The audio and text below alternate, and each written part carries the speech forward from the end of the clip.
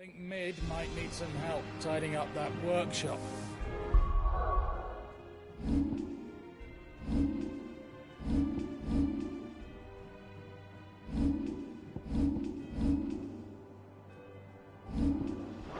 Think Mid might need well-meaning souls to leave her alone.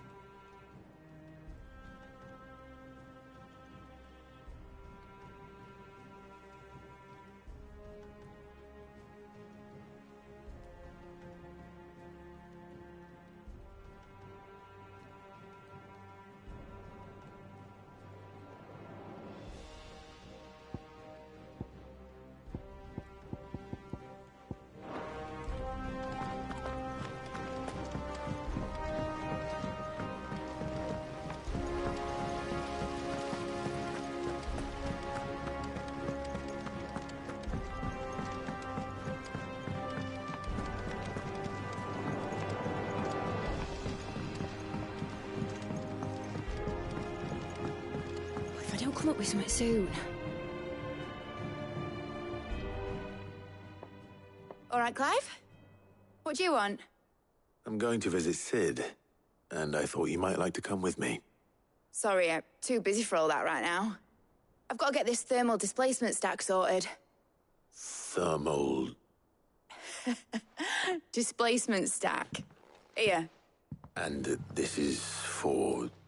Only the fastest, finest ship the world has ever seen. The Enterprise. Me and my dad designed it together. Where other vessels rely on the fickle winds to drive them through the water, ours is fitted with mithril engines. And those things have got more push than a behemoth in a bad mood, and more heat than all the hells put together. Which is where the stack comes in. I may have already talked some tight-lipped shipwrights into putting the hull together for me in a little dockyard in Canva. But the stack's a bit more involved, so I'm building it here. Thing is, it's so involved that I'm running behind and it's starting to hold things up over at the shipyard. I'll come and see my dad, though, when I'm done. Whenever that is. Is there anything I can do to help? Good old Clive. I were hoping you'd say that. First things first, I need some parts meching. The stack will be made up of 3 major components. There's the plating, here, that channels hot vapors away from the engine. The helm over the top, that disperses all that heat into the air. And the shielding around the sides, that stops the rest of the ship from going up in flames. A full suit of armor, then? Probably best to take it one piece at a time.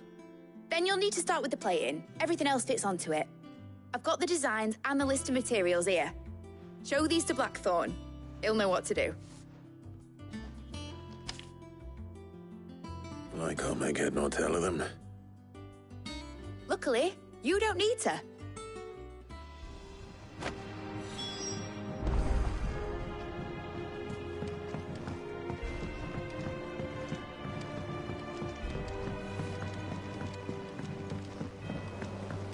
Editors started reading books that don't have any pictures in. It hasn't been.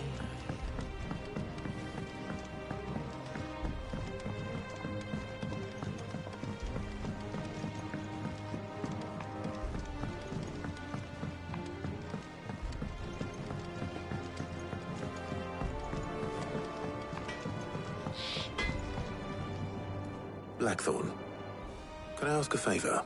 Out with it. It's for Mid. This my last chance to say I'm otherwise engaged. Spare myself the arseache. Go on then. What is it this time? She said you would know. Here.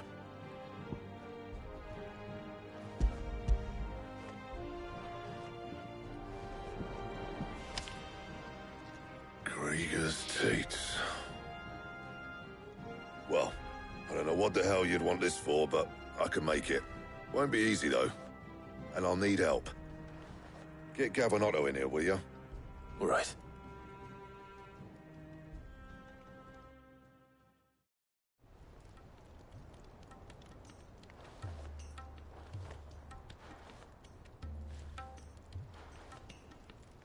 So Mid's roped us all in here again, has she?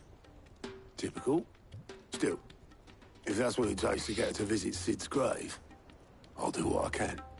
And, what is it we need to do, exactly? Take a look at this. It's this plating. The usual sword-grade steel won't work. We need something that can get very hot, very fast, and still keep its shape. That means an alloy. Something that won't break or buckle at the temperatures she's talking about. Which is where you lot come in. I need materials, and I've got my work cut out already. You'll have to fetch them. Now, there's a special kind of sand I'm after that you can only find out in the Velcroy. Stardust, they call it. As for the rest of the stuff, my usual supply should have it in stock. It just needs buying and bringing back here. Well, we'll get it done quicker if we split up. One of us should probably give you an hand collecting the sand. And the other can go and get the rest from this supplier. Right then. Well, make your minds up who's going where, we can get this over with.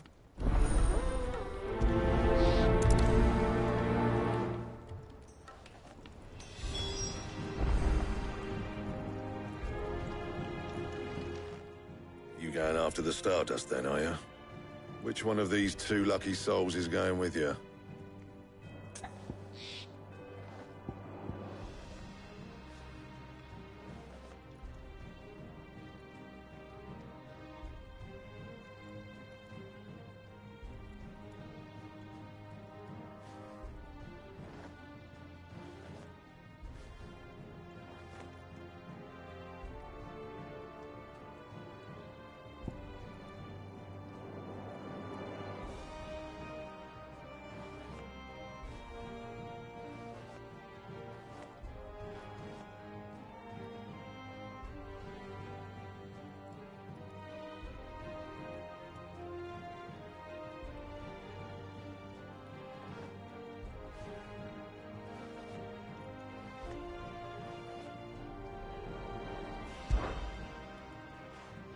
Gav, you're with me. All right, then. So, where do we find this Stardust stuff? There's a river that runs through the southern reaches of the Velcroy. It's the black sand that washes up on its banks that you're after. Southern reaches of the Velcroy, eh? That's down past Alamil. I'll go and scout the place out. See about hiring us a wagon to bring the stuff back to. All right. I'll meet you by the river. While you're off having a paddle, I'll pick up the rest of the stuff from Blackthorn's supplier. Take care. You two, eh? Don't go letting them fleece ya. Fleece me? I'd like to see him try. In your own time.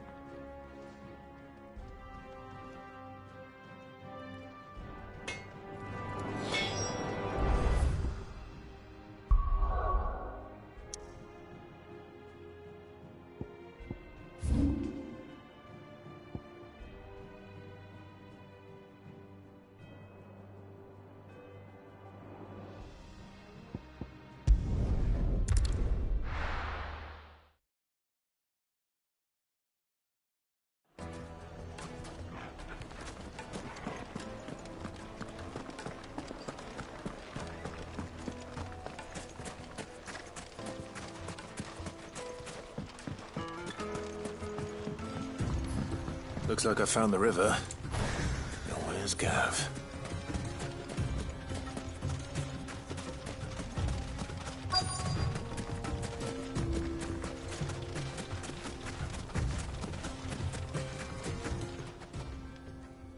Sorry to keep you, Gav. Better late than never. I've had a quick scout about, and I reckon round here's our best bet if we want to grab as much of this Stardust stuff as we can. Don't know what Blackthorn's planning to do with it, though. I asked over in Dalamil, and they seem to think it was worthless. But if Stardust is what Blackthorn wants, Stardust is what he'll get. There's plenty of this stuff lying about, just begging to be bagged. Then let's get bagging, shall we? We shall. Race ya.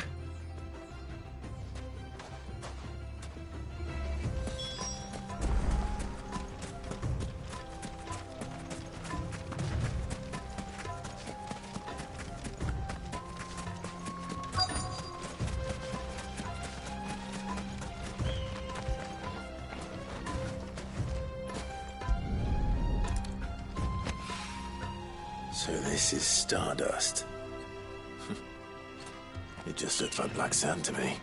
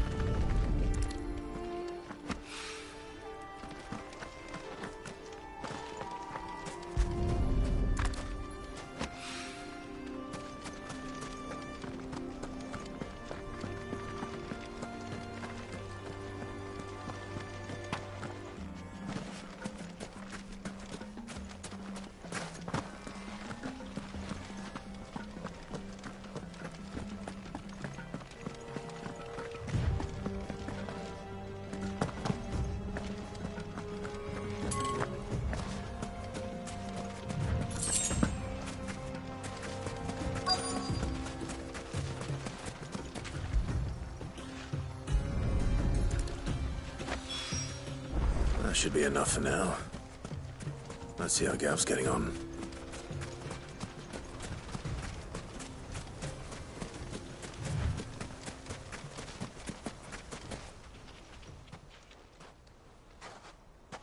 You finished? How much did you get? Enough. I hope.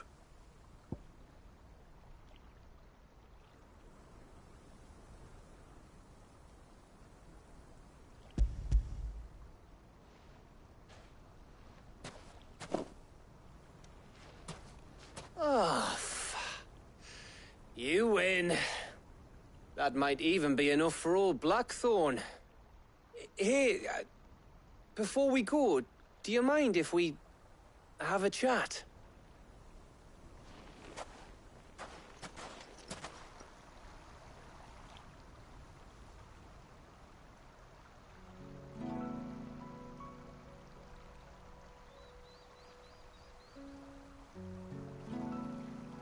Feels like ages since we had the chance to talk. You know, man to man like. It does, doesn't it? Back when you first took Sid's name, we were talking all the time. Working out what to do in that.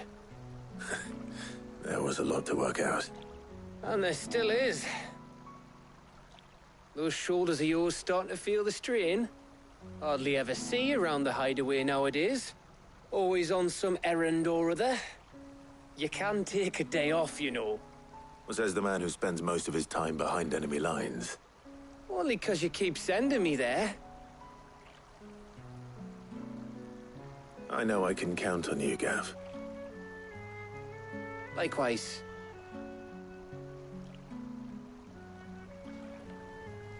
So you keep sending me wherever you need to, and I'll keep going. Safe in the knowledge that I have a home to come back to. Thanks to you.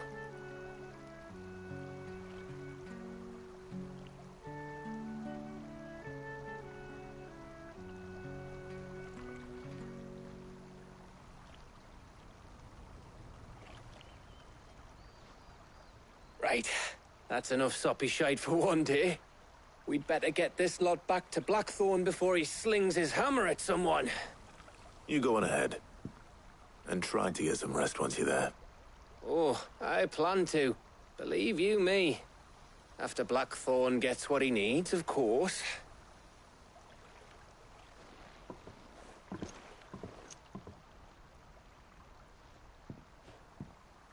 Right. Ready to go home, boy?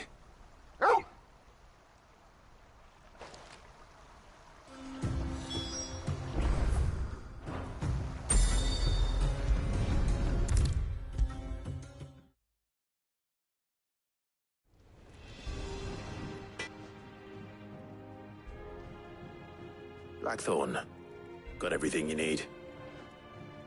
Yeah. Yeah, I do. Cheers for the stardust. Should be enough to be getting on with. We should go out on maneuvers together more often. You're beat sneaking around on your Todd all the time. I'll make a start on putting this thermal plating together then. It will take some time, mind. So if you've got other things to be getting on with, I could do without you breathing down my neck. Thank you, Blackthorn. I'll let Mid know construction's underway.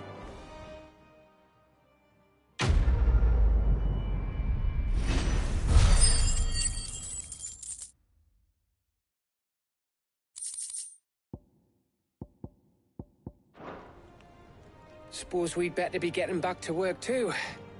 Give us a shout if you need anything.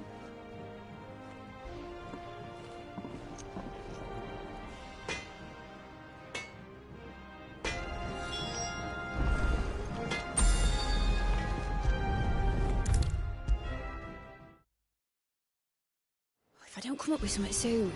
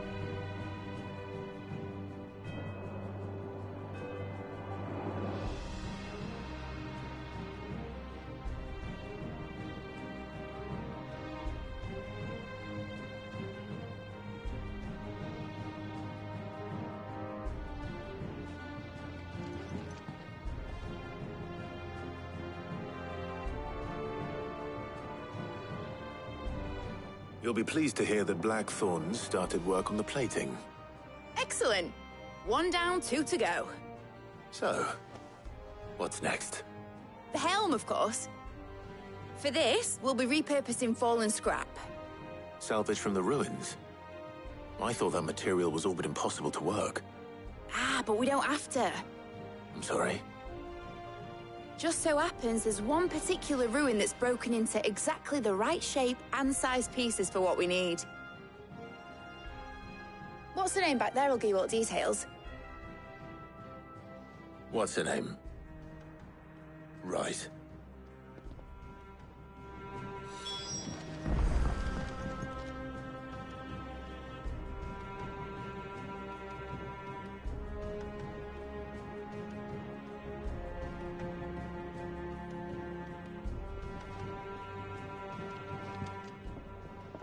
Oh, Sid, is this about the helm? Yes. Mid said I should speak with you.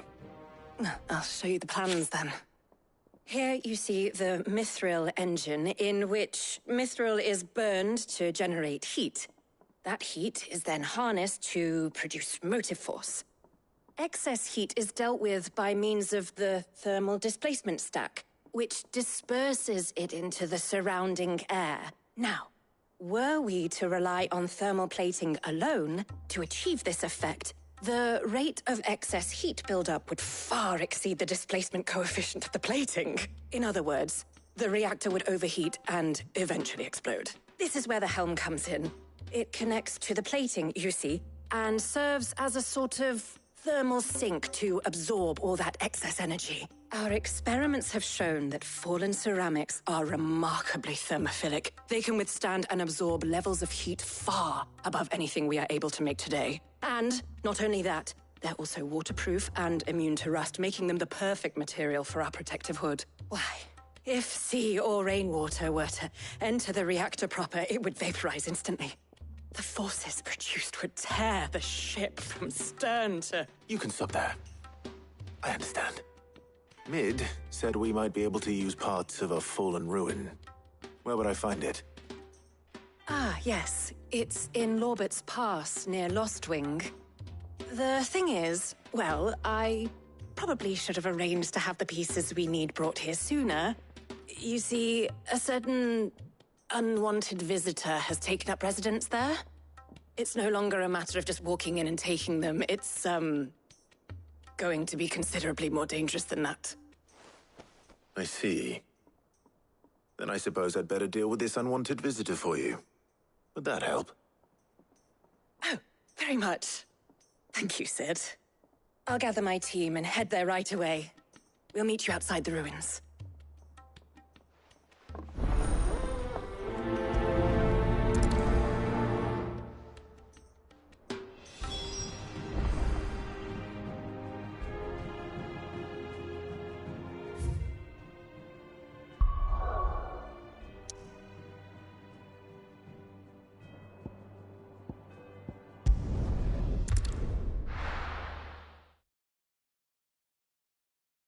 I'll be taking you all to a storehouse in the Bales.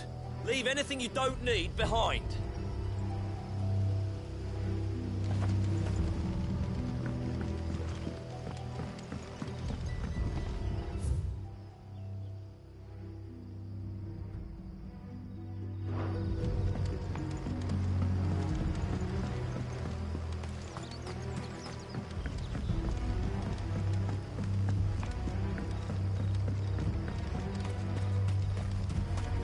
If you're ready, we leave at once.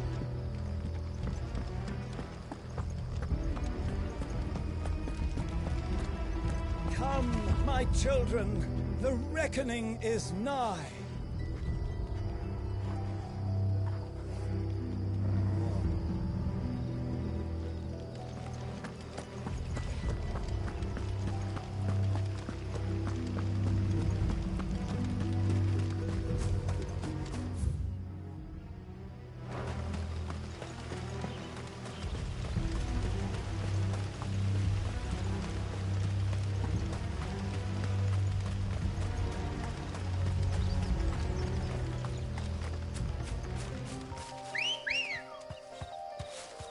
Good girl.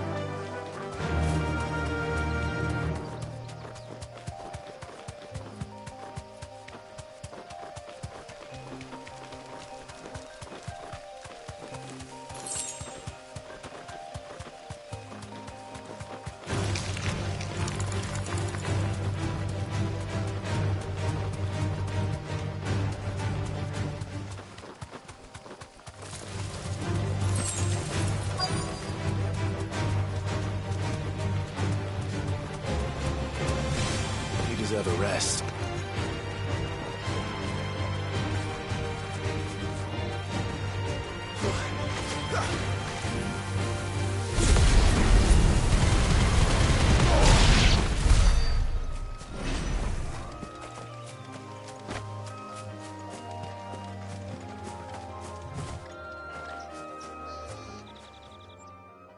Oh, there you are, Sid.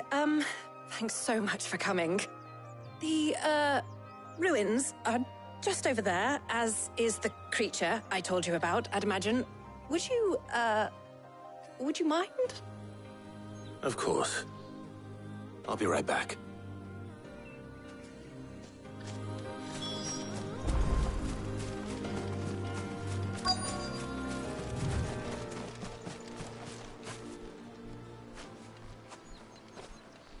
Anybody home?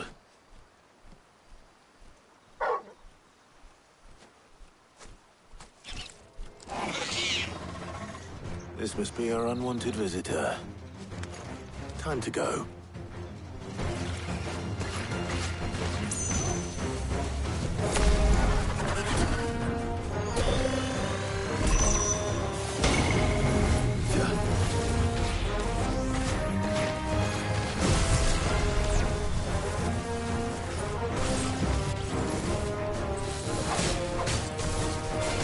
Too slow. Nice try.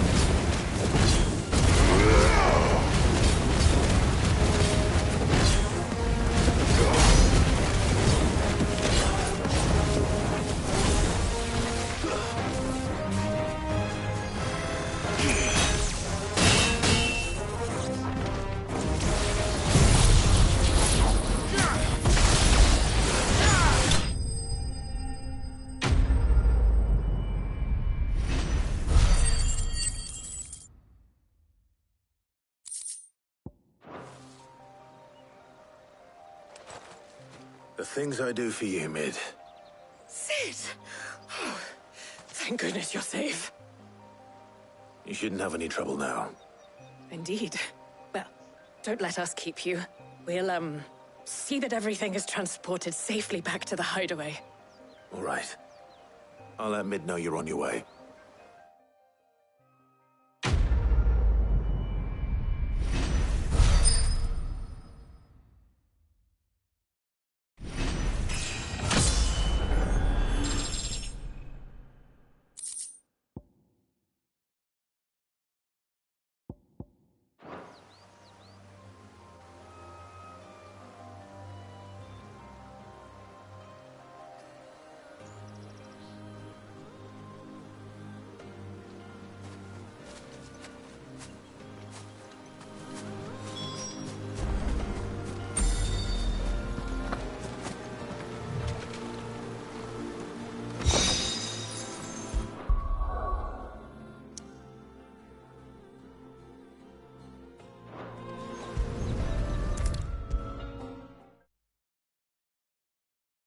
don't come up with something soon.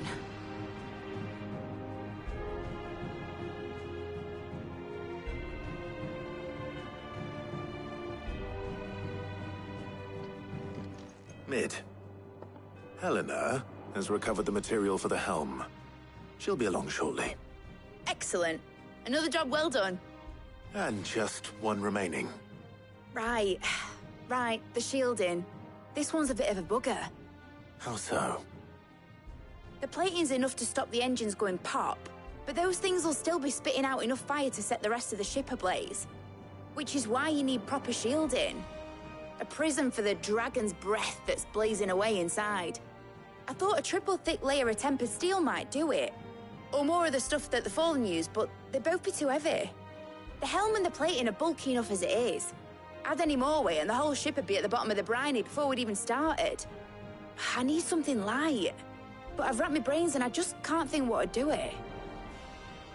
Well, if I were in need of obscure knowledge, I know whose counsel I would seek. Harpocrates. Tomes? Yeah, well, I'd thought of that, obviously. I've got all the details written down here. Can you take this to him, see what he makes of it? Right away.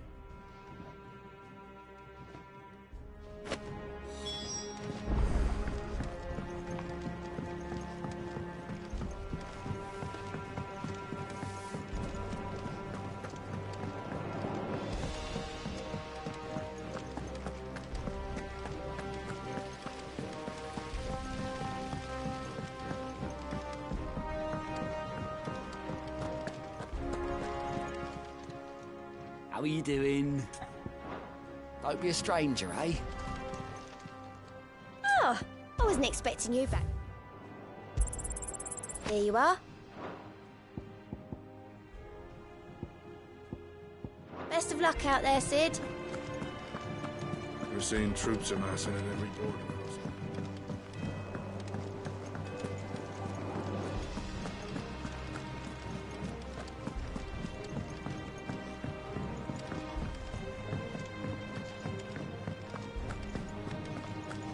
Oh, I'm never drinking.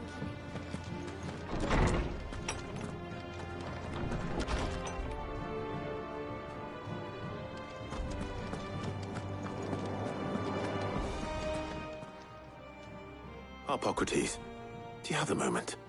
For you, Clive, always. Well, actually, it's for Mid this time. Could you take a look at this?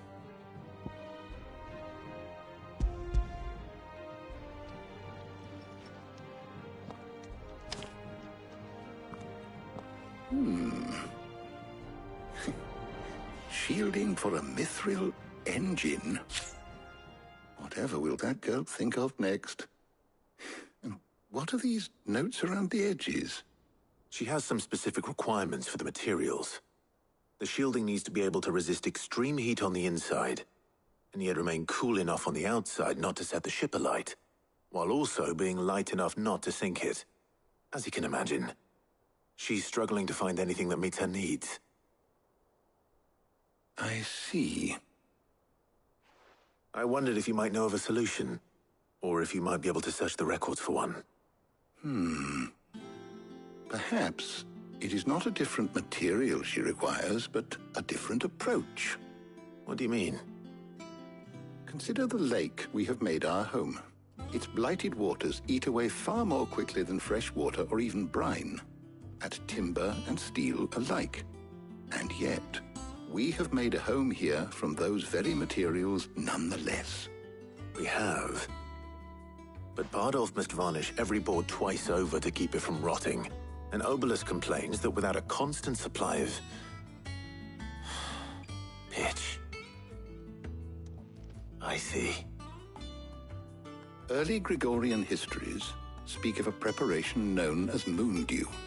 It is said to be able to resist even the most ferocious flames. Before the dragoons tamed the worms and wyverns of the realm, nobles would daub their castle walls with it in order to guard against dragonfire. So if we could recreate it... It might be applied to some material or other in order to provide the protection Mid requires. As to how best to apply it and to what material, perhaps Bardolph and Obelus might be of assistance. I shall speak to them and see what wisdom they might have to offer. If you would be so kind as to procure the necessary ingredients, I shall discuss the specifics of how it might be most effectively put to use with our two friends. The knowledge of the past may yet prove useful to we of the modern era. Thank you, Hippocrates. And since you're asking others to help you, perhaps I should too.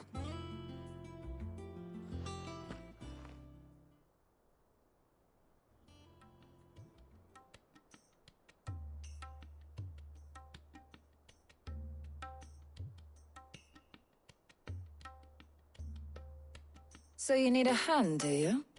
We do. I'll be heading to market for the ingredients we need. I could do with some help. And some company, too. The other can assist me in researching how best to prepare the shielding itself. Can we count on your aid? Always. Well, if Jill's game. Thank you. I am sure either of these fine young minds would prove indispensable in my research. I leave the decision as to who will go with whom in your capable hands, Clive.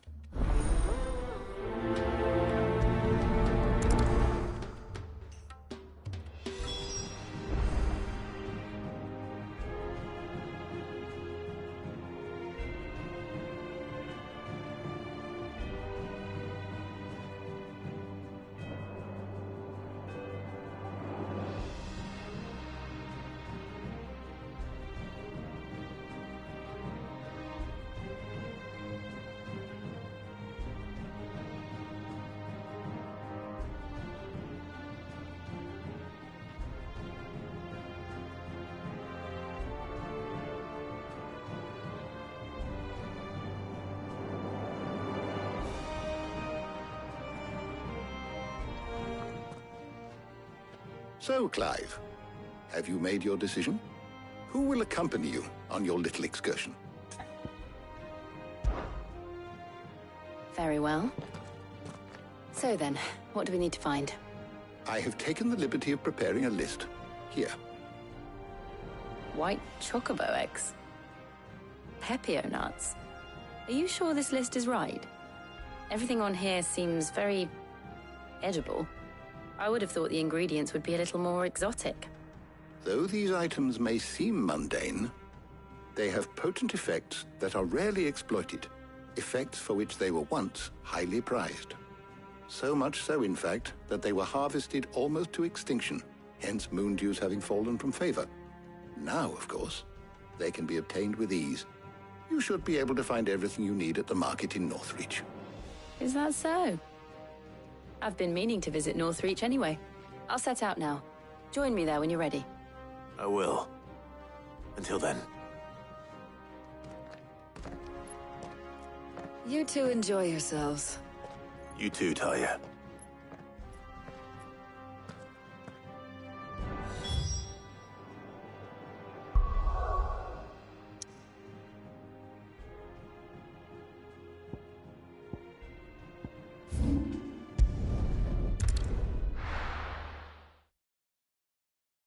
Now, where's Jill? And what can I do for you?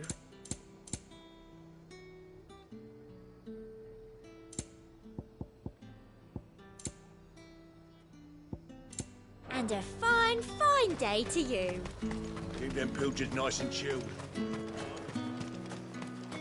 Are those Pepio nuts? Can never tell. How goes the hunt for ingredients? I've only just started.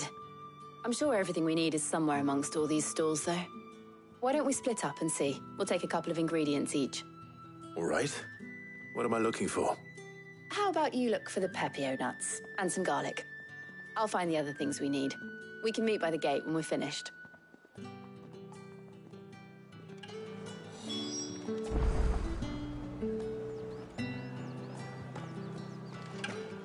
Up! You'll not find a bruised pippin in... Fresh cuts! Come and get them before they're gone. What can I interest you in today? I hope it's to your liking. Good day.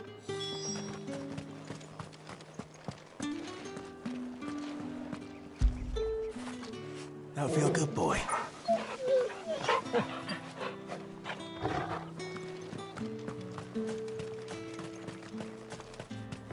There's talk. Buy, sell, or be gone.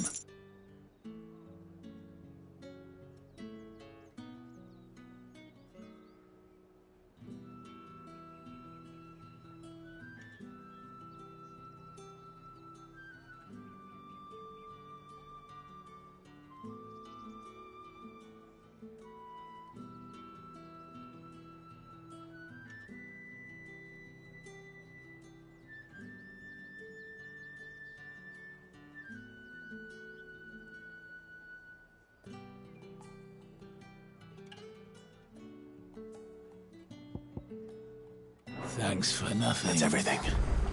Let's see how Jill's getting on.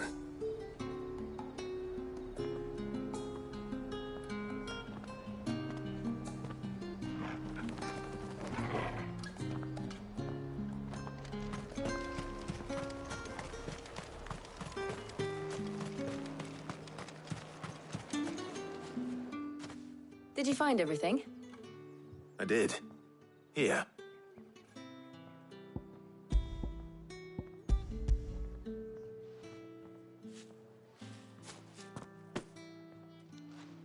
Garlic and pepio nuts. Perfect. Now all that remains is for Harpocrates to somehow turn all this into what Mid needs to keep her engine cool.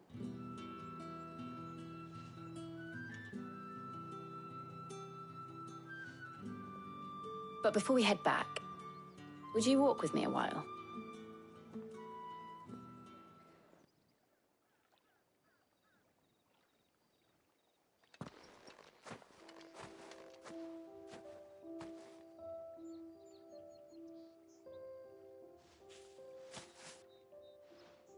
Thank you for asking me to help you today. It makes a nice change. It does. It's good to get away from all the battle and bloodshed for once. Just being here reminds me of when we were children. Do you remember? Walking down Market Street in Rosalith, taking in the sights and smells. How could I forget? What with Torgal's antics. Remember how his nose would prick up at the scent of sausages? He'd go racing away and we'd have to go running after him. We wouldn't catch you now, would we, boy? Was there anything you wanted to buy for yourself while we're here? There was, yes. Well, sort of. Molly in the kitchens told me about a place that sells particularly good pies. Thought you might like to share one with me. I would. Thank you. And I saw some bread.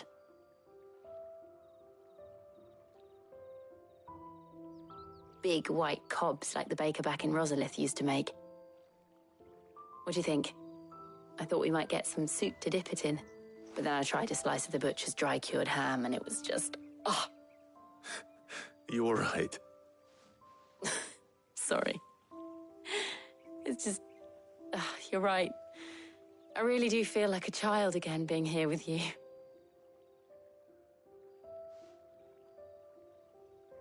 Clive. Is it wrong of me to enjoy this? No, Jill. This is how life should be. And it's how our lives will be when our work is finally done. When we can live on our own terms. I hope so.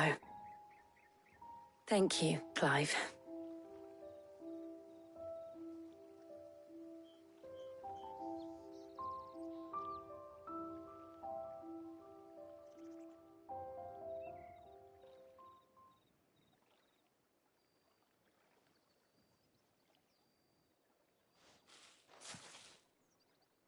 Well, I suppose we better be getting back. I need to give these ingredients to Harpocrates and Talia. I'll see you at the hideaway. Take care. I will. You too.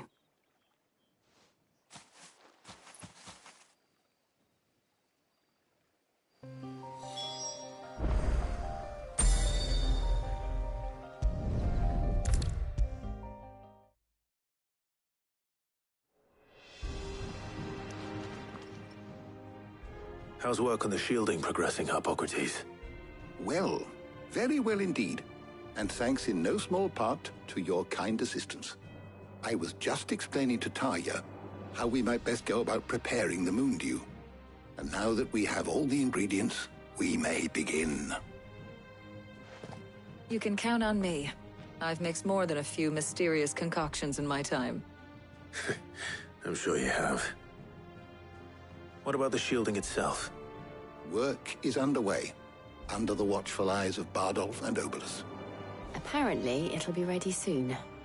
Thank you. All of you. Right then. Jill, would you join me in the infirmary? Many hands make light work and all that. Of course.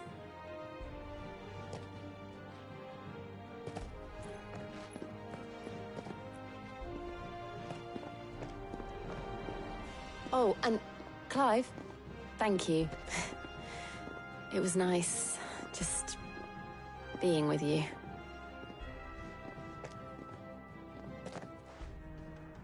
It appears our work here is almost at an end. A shame. I was enjoying playing the man of action for once. When both the shielding and the moon dew are ready, it will merely be a matter of applying the one to the other. Followed by a rigorous process of testing and retesting, of course. Perhaps someone ought to warn young Mid of that. Leave it to me. Thank you, Hippocrates.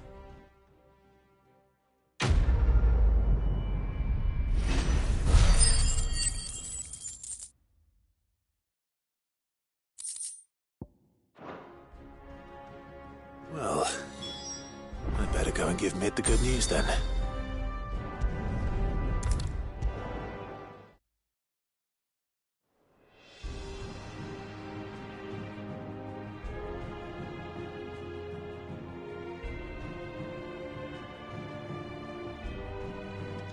Sorry to keep you waiting, Mid. But you'll be pleased to know that work on the shielding is underway. You found something for it? In a manner of speaking, Hippocrates knew of a substance that's highly resistant to heat, a coating that should provide the protection you need. He's supervising the construction and testing of the shielding as we speak. Brilliant! I knew you wouldn't let me down. Don't thank me. I'm just the errand boy. Right then, better start working out how to bolt all these bits together. To the Black Hammer!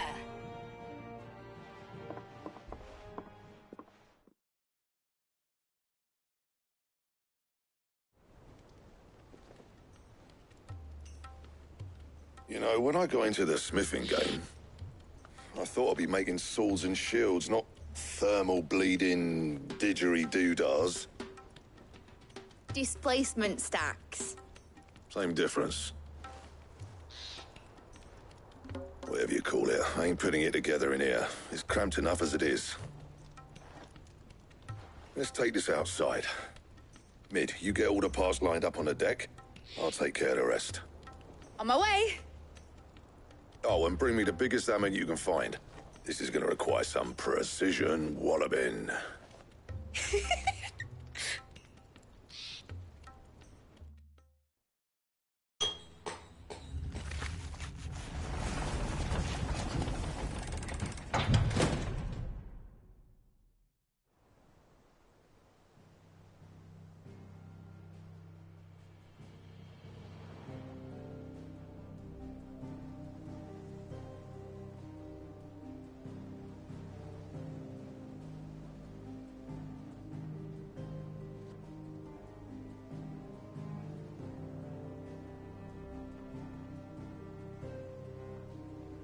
It's finished! It's finally finished! Thank fuck for that. I'll be feeling my hammer arm for weeks. Thank you, Clive, Blackthorn, everyone. That's one down and just 3 more to go. I'm sorry. Oh, didn't I tell you? The Enterprise has 4 mithril engines, and we'll be needing a displacement stack for each. You don't mean... Don't worry. Now they've got a finished one to work off, my gang in Canva can build the rest. Good luck to them, I say. Right, I'm off to get a sling for this elbow. Any other work comes in, keep it to yourselves, eh?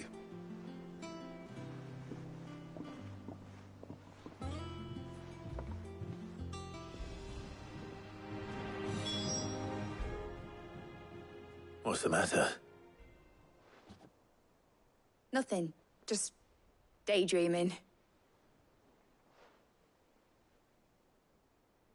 Thinking about the Enterprise sailing off over the horizon to shores unknown. Searching for a land untouched by the Blight. Just like me and my dad planned. So if the worst came to the worst and every scrap of soil in the Twins turned black, we might still have a chance. That's what she was meant to be. You see, one last chance just in case we needed it. But now she's so close to being finished, I've realized I don't want her to be that. I don't want her to be just a lifeboat for us to cling to if things get desperate. I want people to sail aboard her by choice, not from the lack of it. In a world where we're not just trying to survive, but where we can actually live. I'm working on that. And I'll do everything I can to get you what you want. Don't you always? All right. My mind's made up. As soon as the Enterprise is fit to sail, I'm putting her under your command. Sod our plans, I'm trusting in yours. Are you sure about this? Something tells me it's what my dad would have wanted. He'd be proud of you. You were gonna visit his grave, weren't you? I was. And you can come too now that your little project is finished. Right. There's just one thing I need to finish up first. Won't be a mo. All right. I'll let Otto know you're coming. Meet us in the mess when you're ready. Aye, aye, Captain.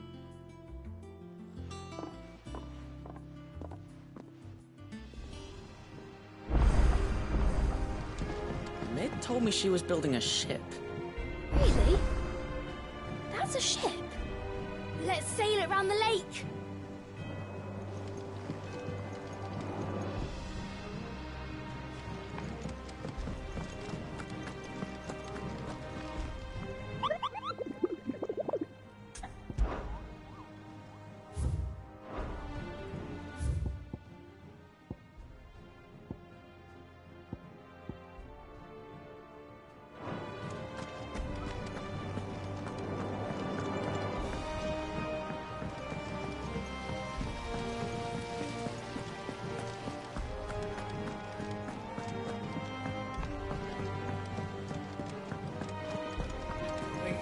Might need some help.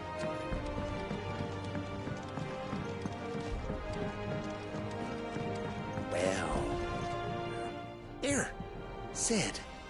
Reckon you might be just the man to help me out of a bit of bother, if you've a mind to. Let's hear it. Well, it's about this alembic the Chief's got me making. Lovely bit of kit it is. Bunging a solution you want splitting, and it will separate it out, just like that. Problem is, it won't always get rid of all the impurities. And with some of the stuff we need it for, that ain't good enough. Which is why I've been looking for something to filter the liquid we'll be cooking off. And that's where I was hoping you could help me out. I imagine Ty could get some use out of this alembic too. Distilling medicines and the like. All right. Why not? Proper job! So what exactly do you need for this filter? Nothing but bomb ash'll do, says the Chief. Gave me a sample she'd obtained from the university stores. Couldn't believe my eyes. You pour the blackest blight water through it, and it comes out clear as a mountain stream. So, I did a bit of reading about where I might be able to get hold of some. And do you know what I found out? It's only the blimmin' bones of a bomb king. They leave them behind when they die, see? I take it that's where I come in. If you wouldn't mind. I saw a billet on the hunt board for one just the other day. Would have gone myself, but, well, fighting dirty great balls of flame ain't exactly my forte. You, on the other hand... All right. I'll see what I can do. Thank you kindly. And good hunting, eh?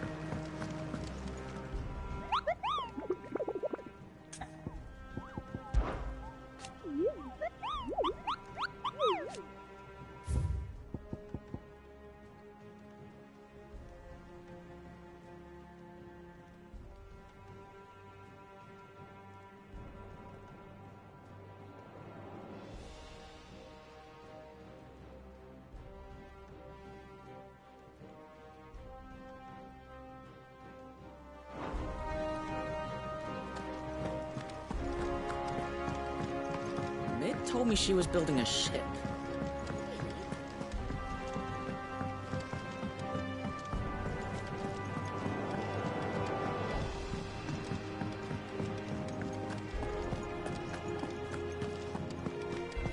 He cracked the crystal too? You're joking.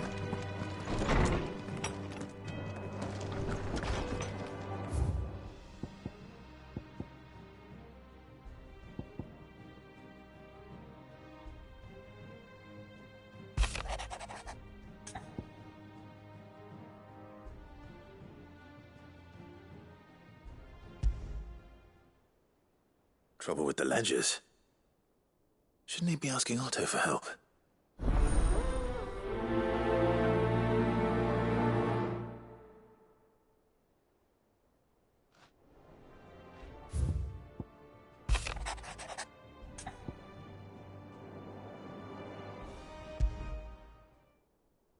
What could be wrong with Torgor?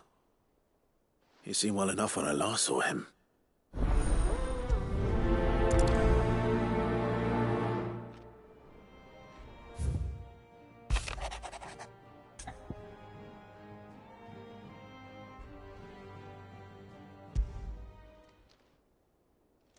Hopefully it's nothing. But I should speak to Blackthorn just in case.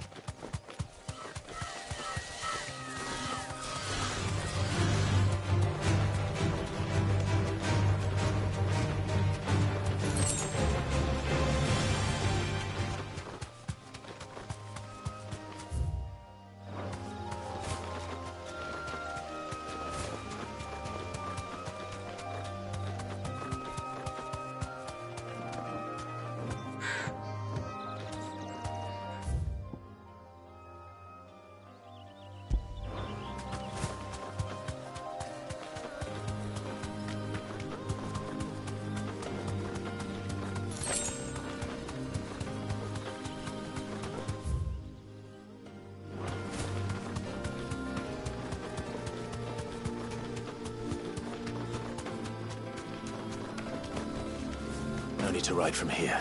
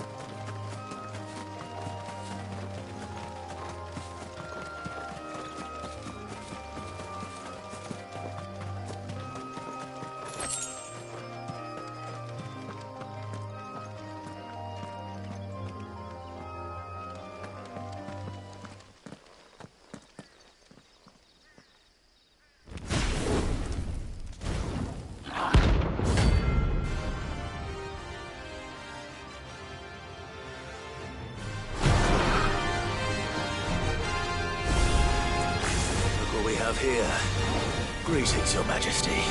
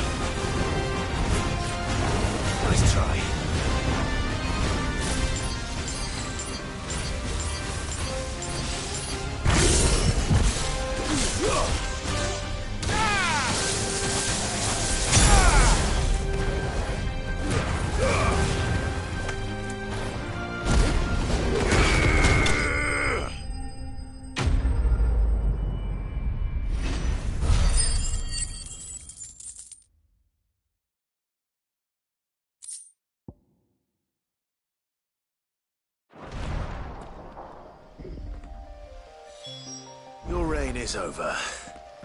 Now to collect the ash. This looks like the stuff. Let's see if there's any more.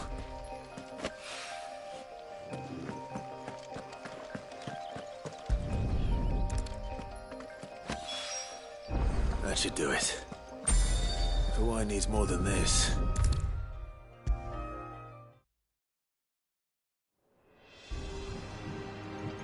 All right there, Sid? How's that hunt for the bomb ash going? I have it here.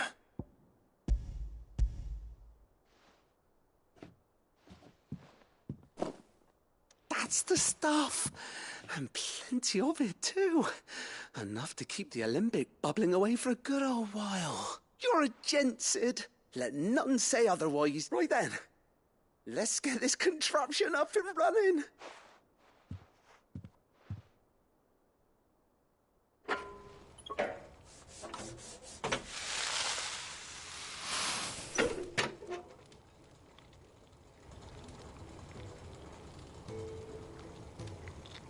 There we have it. The Telemon Alembic. And it works just like the chief said it would. Very impressive. Says the man who cut down a burning boulder. Speaking of which, I still haven't returned the favor. There's no need. The good it will do for the hideaway is reward enough. Don't be silly. Why don't you let me take a look at that bag of yours? The one you keep your potions in. Reckon I could work some magic on that. What kind of magic? Well, we happen to have isolated a substance in our test run of the Alembic that I reckon will make even the toughest leather supple as anything. Thought we might use it to breathe new life into old boots and the like. Save the hideaway a few gil. But I reckon if we slap a bit on your bag, it'll loosen it up enough for you to squeeze in a bottle or two more. Well, it can't hurt to try, I suppose. That's the spirit. Leave it with me. I'll only be a mo.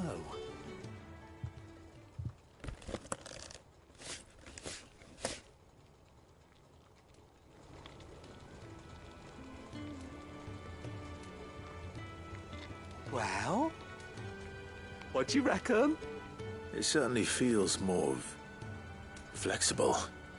Right? Told you. Thank you. I think. No. Thank you for supporting Mid and the rest of us in our endeavors. Without you, we'd never have been able to discover wonders like that stuff I rubbed on your bag. And I'm telling you, there's plenty more where that came from.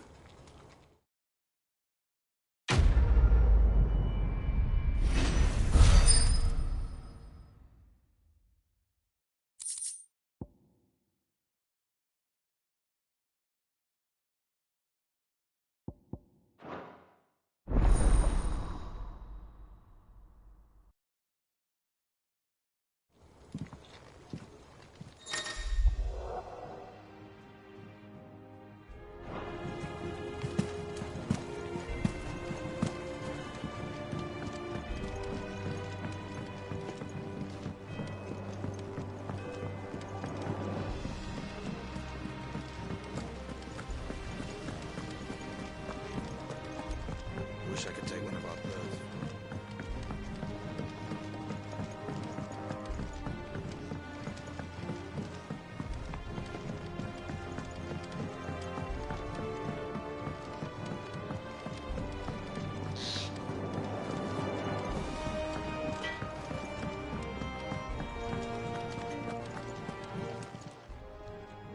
I got your note. You think something's wrong with Torgal? So you can read. Congratulations. But I didn't say I were wrong with him. I said something weren't right. He's not been eating me treats.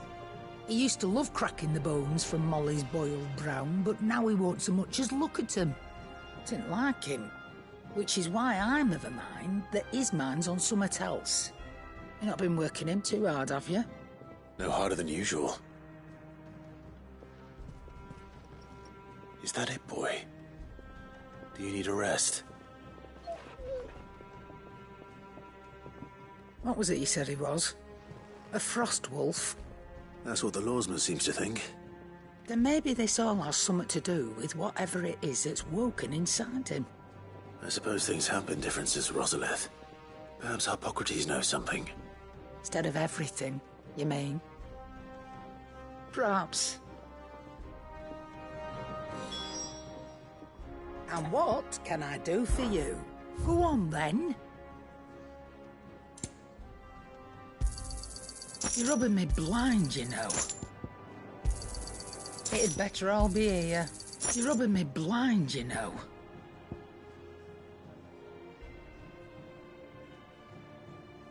Finished, are you?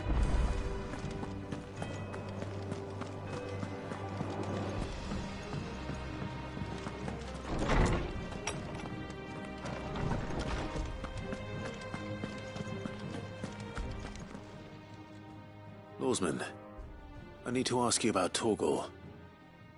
Something's not right with him. He isn't ill, is he? I don't think so. But according to Lady Karen, he seems to have lost his appetite, which is certainly a new development. She says he's hardly been touching his bones of late, and she believes it may have something to do with what happened at Rosalith Castle. I rather think she might be right, though not about his appetite. All canids are instinctively inclined to crack open bones for the rich marrow that resides within, and I see no reason why a frostwolf should be any different. Accordingly, I suspect it is not a lack of appetite that afflicts Torgal, but a surfeit of it. If we assume that his newfound magics require additional nourishment to sustain, it may well be that the bones Lady Karen is accustomed to providing are no longer sufficient. Frostwolves, after all, habitually prey upon far larger animals, whose bones may yield altogether different nutrients. As to where one might find a suitable substitute, some antelopes that graze the meadows of eastern Rosaria have been known to grow to a size more than double that of their lesser cousins. I don't recall ever seeing any that large. And little wonder. The oldest and largest such creatures rarely leave the safety of the highlands for fear of predators. The last elder antelope sighting I recall hearing about took place near Cressida, and that was long before the village was abandoned. Even so, it seems like a good place to start. Good hunting, Clive. Is there something I might assist you with, Clive? I have compiled some new entries, if you would like to see them. You wish to study the tomes?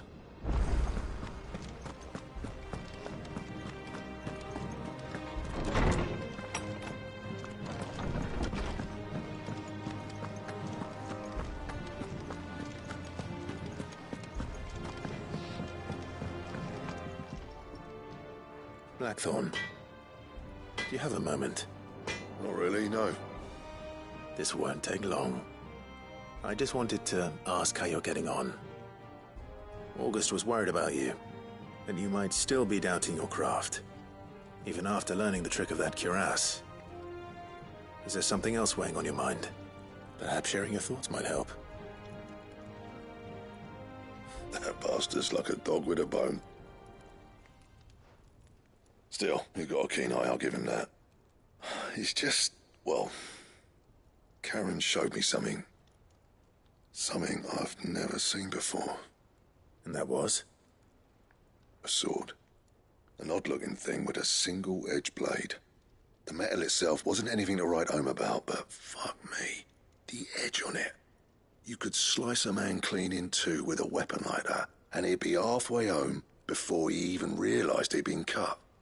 So that's what's troubling you? No. Not troubling me exactly. More distracting. Can't stop thinking, how do you get an edge that sharp? It's driving me mad. And if you knew how to do it, we could arm the curse breakers with even better blades. That's about the size of it, yeah. I'll see what I can find out. Sharper swords are always welcome. And we can't have our master blacksmith being distracted. You're a soft touch, you know that. But I can't say I'm not grateful for it. Good luck, eh? Thank you. Let's see what Karen knows about this sword.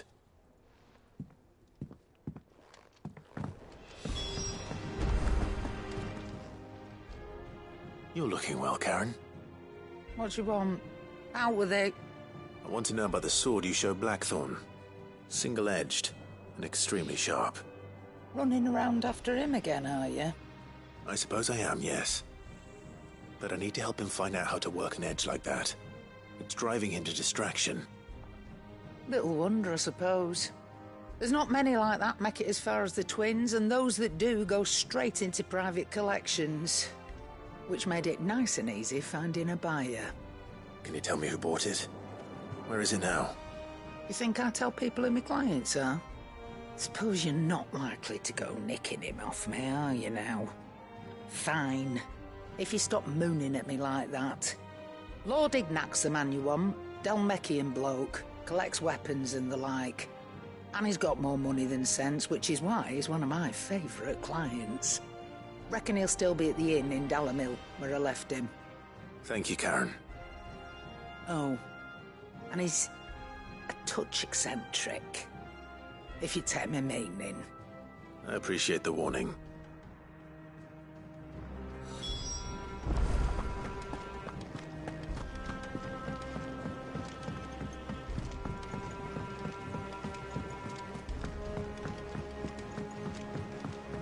Is that the thing too? Mid told me she was building a ship.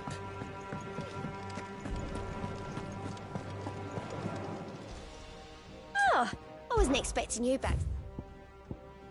Best of luck out there, Sid.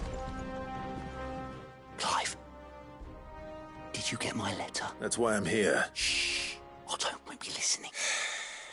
Is this better? A little. Listen.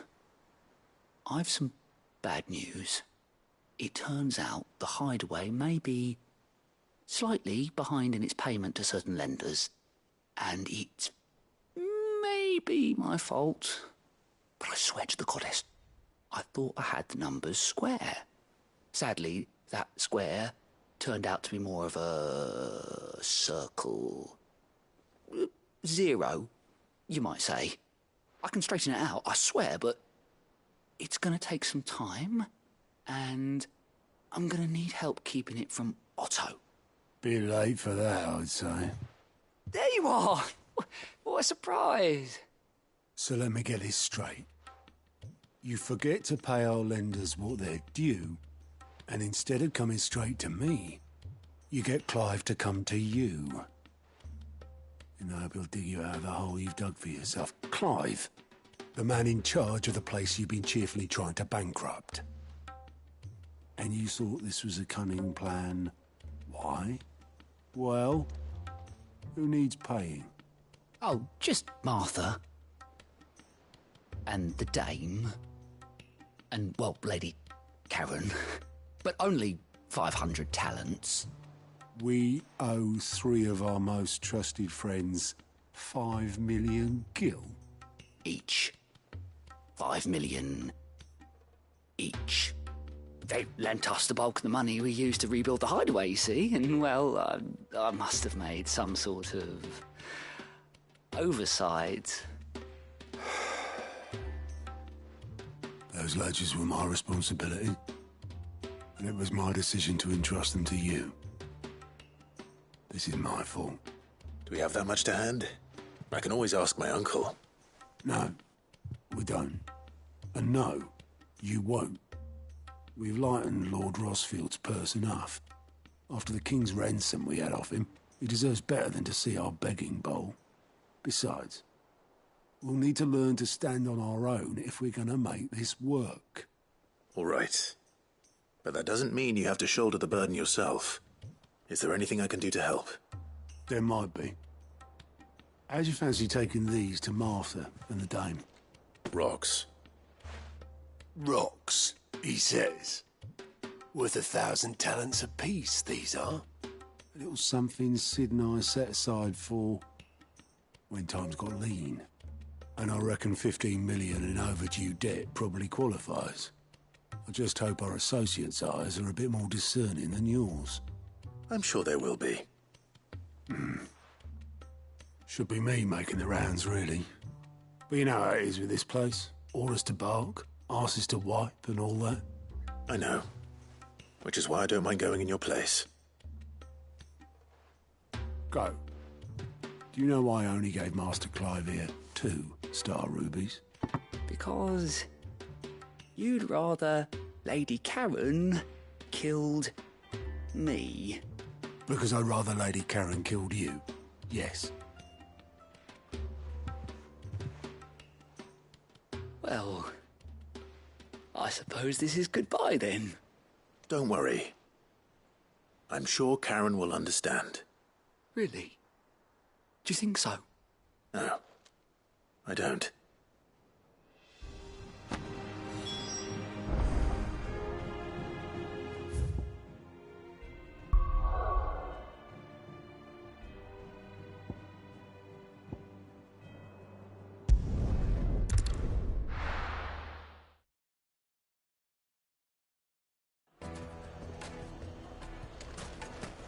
People take notice of wealthy men. Shouldn't be too hard to track down Karen's collector. Back again, are you? Any more trouble and you'll be barred for life, however deep your friends' pockets might be. The St. Drake's fang is gone. The whole mother... Yeah. You. Listen. I've got this theory. The fallen, I don't think they all fell. Some of them are still living among us. You could be one of them. I could be one of them.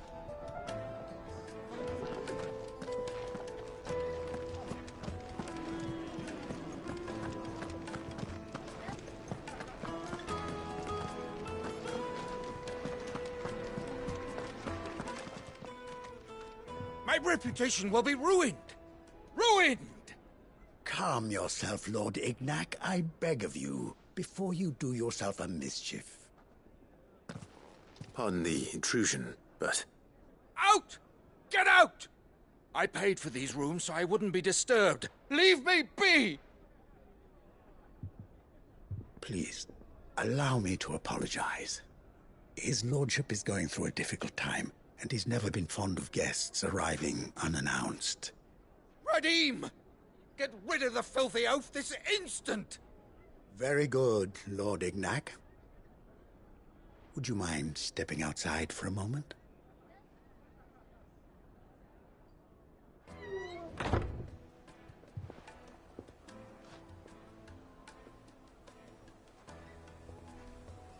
I'm sorry if that... No. That's just how his lordship is. Though the morning's events have left him somewhat fractious. He has been dispossessed of his luggage, you see. The thieves also made away with a considerable amount of coin. Coin the innkeeper will soon be keen to collect. I don't suppose a certain blade was among the stolen items. A single-edged sword.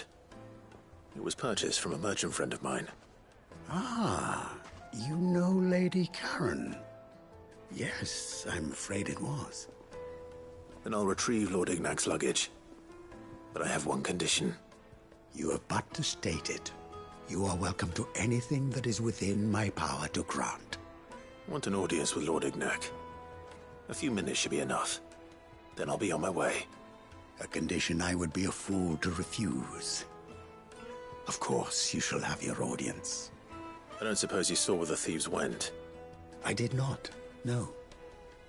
Though some discreet inquiries made on his lordship's behalf mean that I know where you might find them. The bandit's bed. Every ill-gotten coin in Dalamil is said to pass through that disreputable corner of the Valcroy. Then that's where I'm heading. I shall speak to Lord Ignac in your absence, and arrange for an audience upon your triumphant return. That will be very kind of you. Farewell, and best of luck.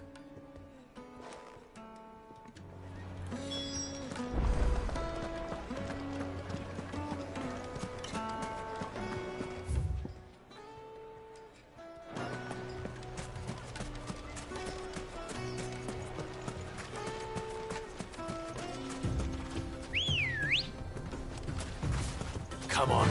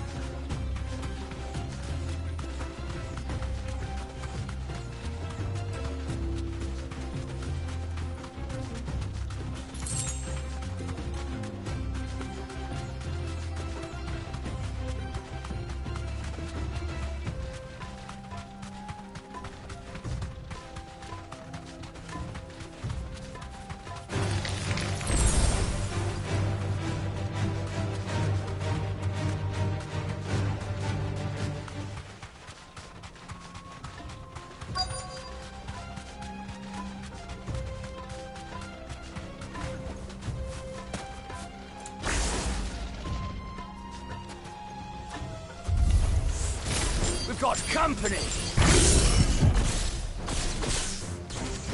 Come on, lads, let's tear the bastard's head off!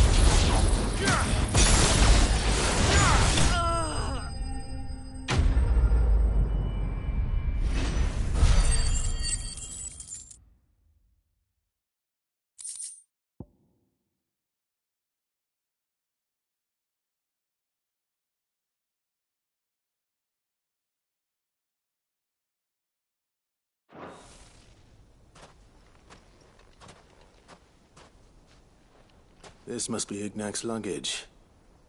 Nothing seems to be damaged. All right. Let's get it back to Dalamil.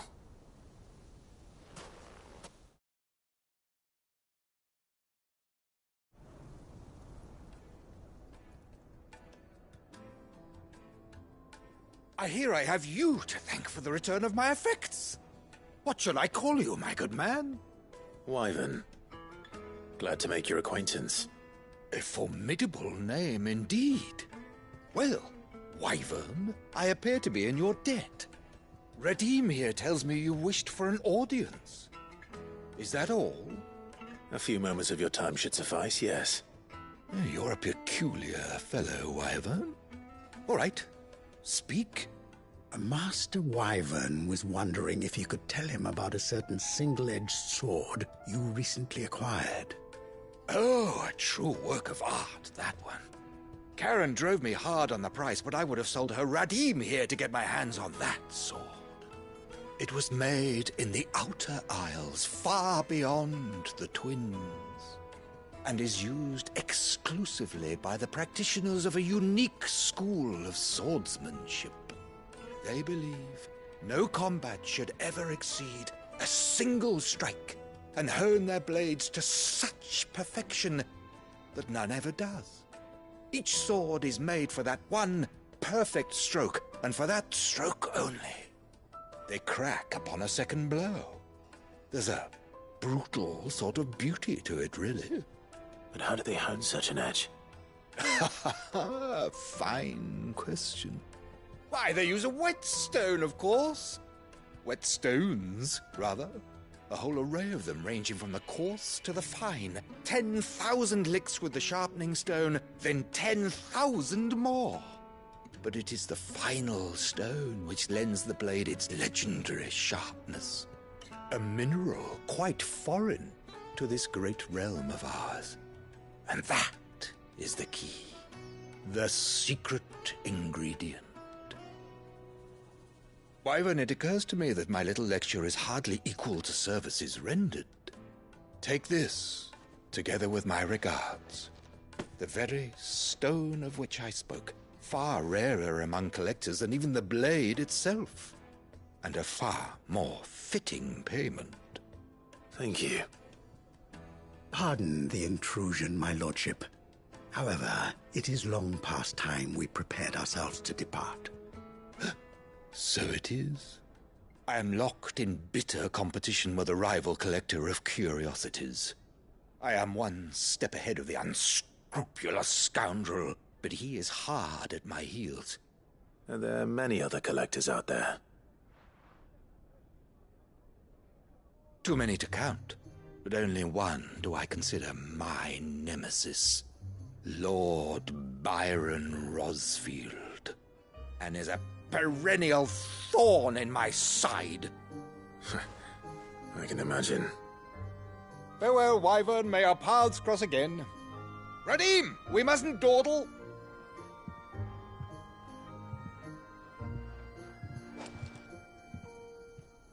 I think his lordship is rather taken with you, Master Wyvern. Thank you again for your assistance. Coming, my lordship. I'll be right there.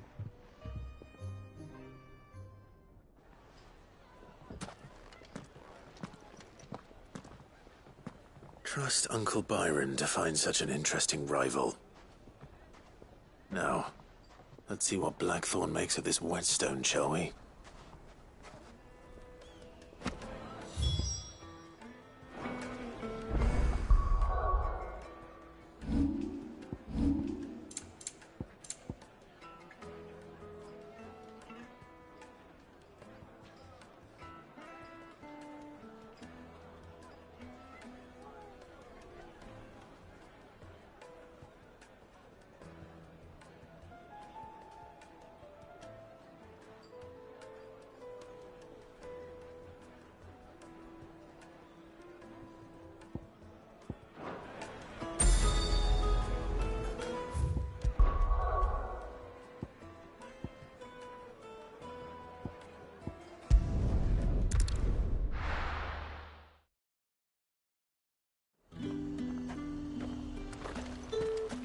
There's talk that the glass gate flooded.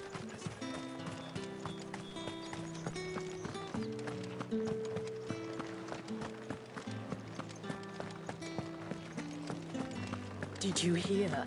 The gates to heaven. I want to see you. It's all right. What am I going to do without sweet water and oil and talc? Stop. Milady, I come bearing gifts. Gifts? Whatever is the occasion.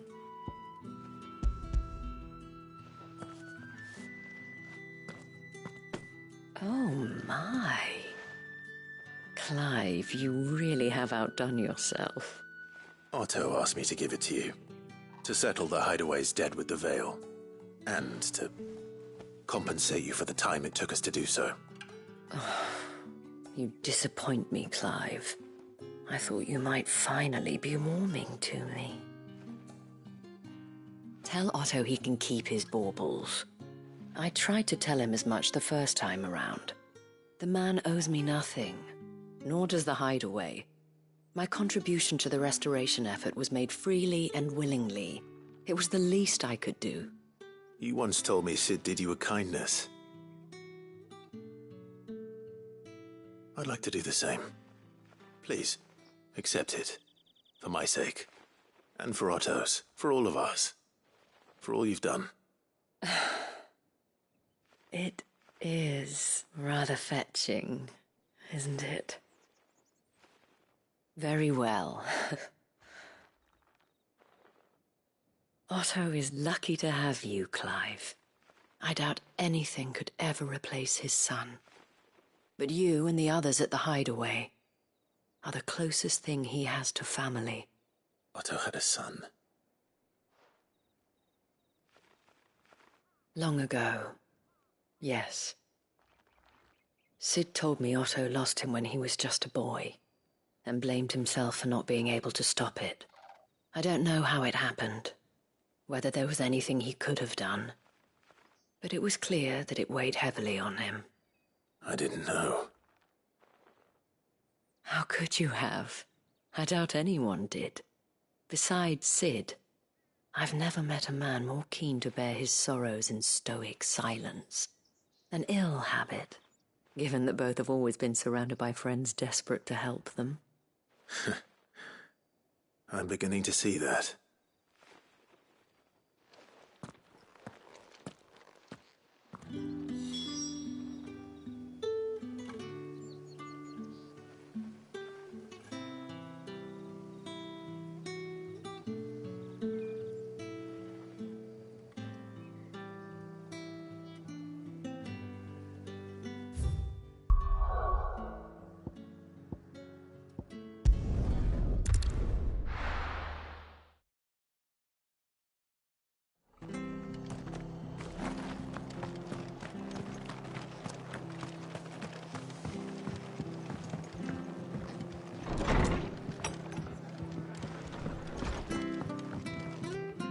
Clive, we weren't expecting you.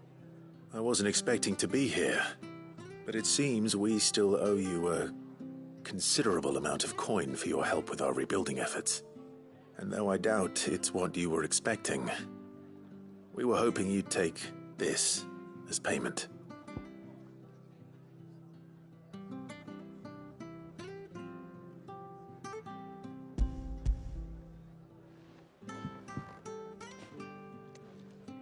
A star ruby? I can't accept this. It's worth at least twice what you owe me. More if you can find yourself the right buyer. Think of the difference as interest. Interest? If word got out I charged that much, no one would ever borrow from me again. Anyway, why are you the one here asking me about this? I'd have expected Otto. Bit much sending the Lord Marquis out to settle your debts, isn't it? The old goat working himself to death again. Something like that. Most days I think he's the only reason the hideaway's still standing. Same as always, eh? Back when the place was nothing but a twinkle in the eye of a recently retired Lord Commander, word is he was the first one Sid reached out to. Probably knew that without his strong arm and level head, the idea would never get off the ground. Sid may have been the face of the hideaway, but Otto's always been the backbone. And when Sid passed away, we were all worried that would be the end of it. That Otto would just give up. His death was hard on everyone. But it must have hit Otto hardest of all. But he didn't give up, did he? Quite the opposite, in fact. If I recall, he was the one who nominated you as Sid's replacement, and rallied the rest around you. I reckon what he saw in Sid, he saw in you too. And don't we all? Doesn't hurt that you're half as stubborn and twice as handsome, neither. That, and you keep good company. I suppose I do.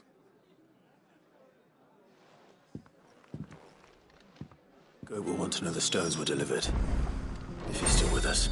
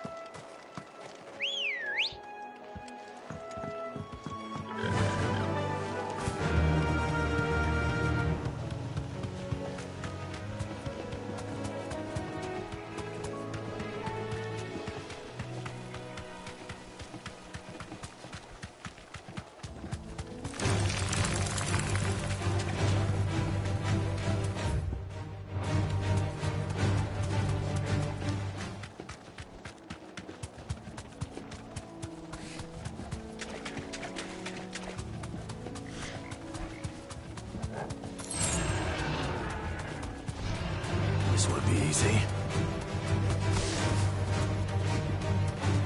Well, it's certainly quiet. If I were a giant antelope, it would seem like just the place.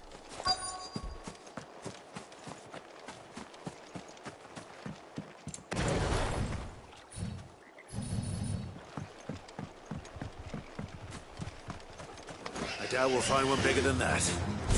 You hungry, Torgal?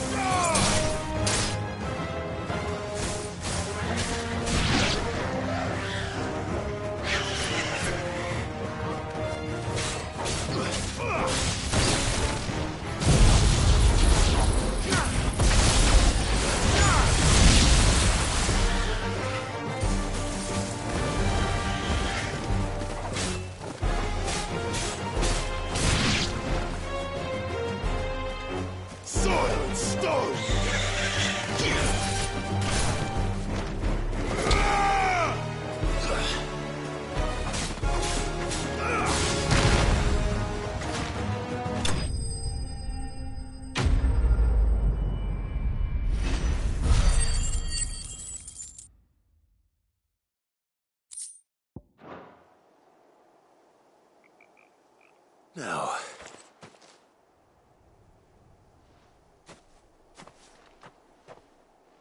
will it be enough, I wonder?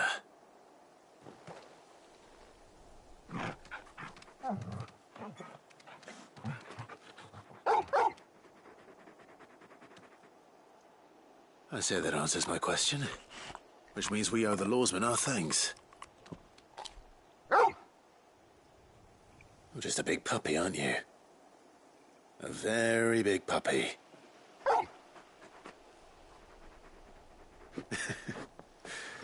You do know you can take that with you, Torgal. Lady Karen will be relieved to hear you've got your appetite back. Come on, boy.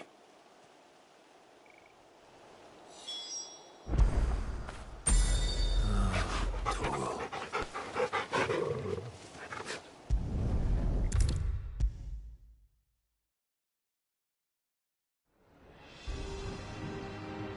I noticed you and Torgal had gone off somewhere.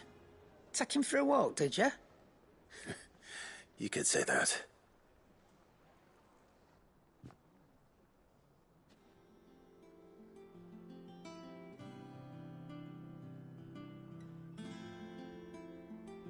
So, Molly's leftovers weren't good enough, eh? That'll teach me for treating you like you're still a pup. All right, no need to shout. Now we know what you're after, I can see about getting some in. Speaking of which, I brought one for later. Can I leave it with you?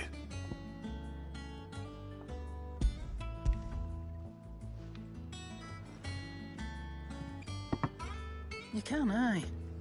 I'm nice like that. In return, you can thank Tomes for me. The bloody know-it-all. I was just on my way to see him.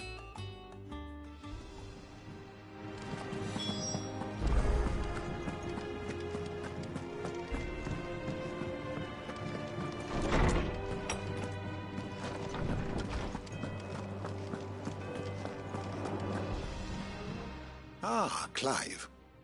Were you able to locate your quarry? We were indeed, Lawsman. You pointed us in exactly the right direction. And Torgal's been a very happy hound ever since. Very good, very good. Lady Karen sends her thanks, by the way, for your part in solving the mystery. Ah. But that reminds me. After your last visit, I found myself pondering Torgal's talents. Do you recall our conversation concerning Lady Jill's role in Torgal's transformation? About how she somehow woke the power within him. Precisely that. A reasonable conclusion, I thought, but one which raised certain questions in my mind. You see, the Fenrir of legend served Shiva and Shiva alone, and while the powers attributed to him are certainly impressive, the records imply they are somewhat different in nature to those you described Torgal as having used. What are you suggesting? That Torgal may be the beneficiary of more than one icon's power. Consider that in addition to Lady Jill, he has served as a loyal companion to you, your brother, and even the late Cid. In short, the icons hitherto near at hand, or should I say at paw, have been diverse and plenty, and that number has only grown as the realm's dominance have fallen to your sword. One can but speculate as to how all of this has affected Torgal. He has seemed more fierce of late. And if I am not mistaken, he will grow fiercer still. We are fortunate indeed to be able to count him amongst our allies and not our adversaries. Oh, he's more than an ally. He's a friend.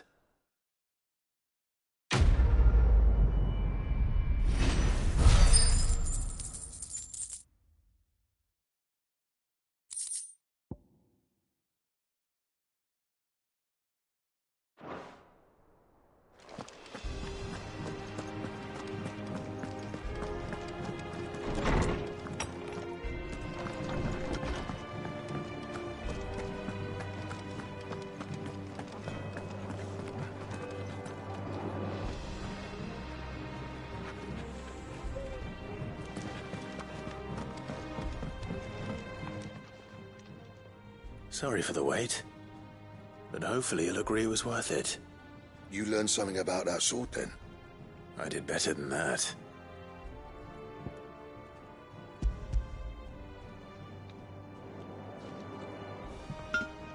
Hey, a whetstone?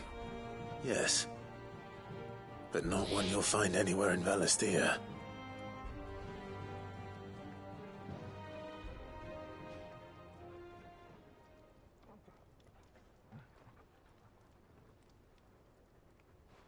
No wonder I couldn't get the same finish on the grinding wheel. One hit and all done, eh? Might not be so bad if all you ever fought were duels. But good luck on the battlefield. Your second opponent would be your last, no matter how good you were. Even so, is there some way it could be used to give the Cursebreakers an edge? I think so, yeah. With this whetstone and the right kind of steel, I could probably even make a twin of the blade that rattled me. But there'd be no replacing this little rock once I worn it down to a sliver. I reckon we get a dozen swords from it, if that. Swords that the Cursebreakers wouldn't know how to wield properly, and that would see them through a single fire piece. Nah, no point trying to copy that thing. Be about as much use as a wax anvil. But finishing our blades with a whetstone this fine, now that's something to consider. And what's finer than fallen masonry, eh? Or more hard-wearing, for that matter. Just imagine it. Good Valisthean steel with an edge as sharp as any found in the Outer Isles. I won't make a copy, nah. I'll make something much better. I'm sure the Cursebreakers will be delighted. Just don't push yourself too hard. Don't you worry about me, sunshine. I've been working day and night since I was half your age, and I'll still be here when you're long gone. Hey, thanks, Clive. I mean it. I owe you one. August too. It's good to know someone's looking out for me. He'll be happy to hear you said that. And I'll see that my debt to you's paid. First new blade I make's got your name on it. You come and find me when you've got the material. Right? I will.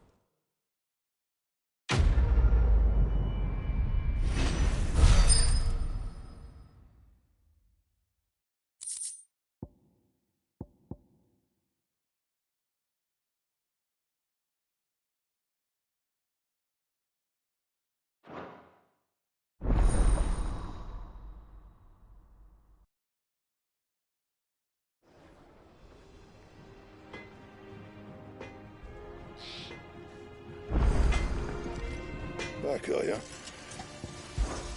So, what'll it be?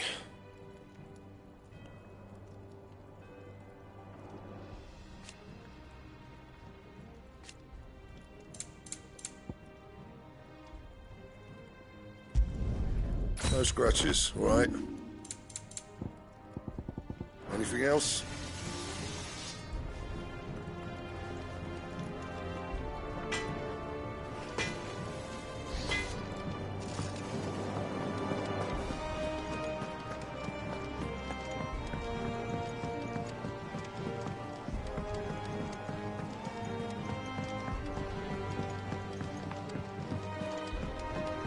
Mid told me she was building a ship.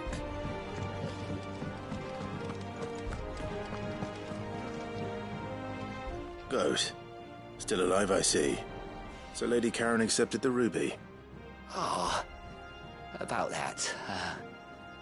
I tried my best, but she was just too stubborn to take it. She threw it right back in my face, in fact, and told me I could stick my stupid stone where the sun don't shine. Karen refused payment. I hope it wasn't something I said. I'm sure you were as tactful as ever. Let me see what I can do.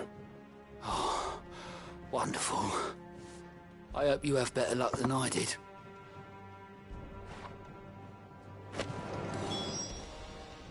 Oh, I wasn't expecting you back. Here you are. Come again. I may have more.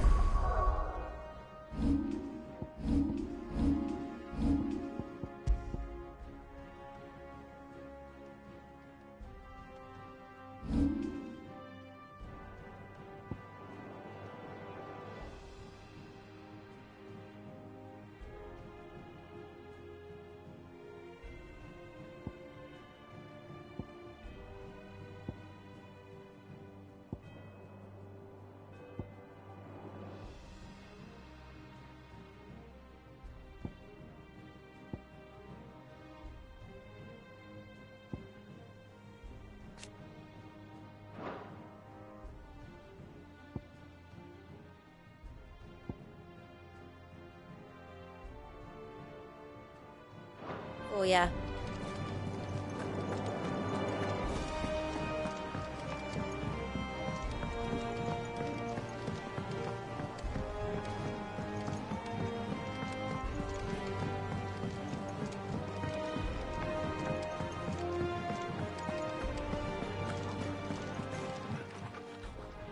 Lady Karen, Goad tells me you weren't happy with our offer. Would you prefer the debt was repaid in coin? What debt? I don't recall lending any of you lot me hard-earned gil. I may have tossed a talent or two in the Hideaway's coffers, but those were donations, and you can hardly call it charity if you go asking for it back. Of course not. But one good turn deserves another. And our circumstances have changed. Surely you wouldn't shun the gratitude of a pauper who happened to have become a prince. Oh, so you're a prince now, are you? Fine. But I'm selling it and taking what I'm owed, then you're getting the rest whether you like it or not.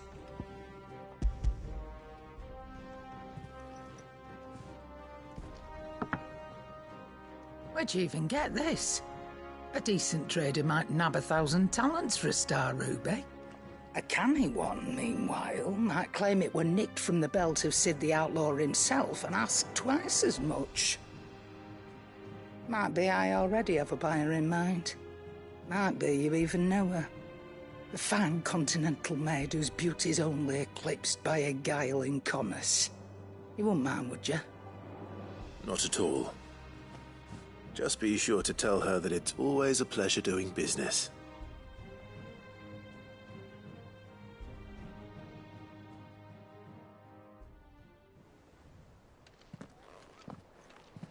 I hear you ended up delivering all 3 stones. Thanks to this lump. I sometimes wonder what I pay you for. Speaking of which, I still haven't been paid last month's wages. Oh, so you remember what's owed to you then? Get your ass behind that disc of yours and don't get up before those ledgers are square. Right away.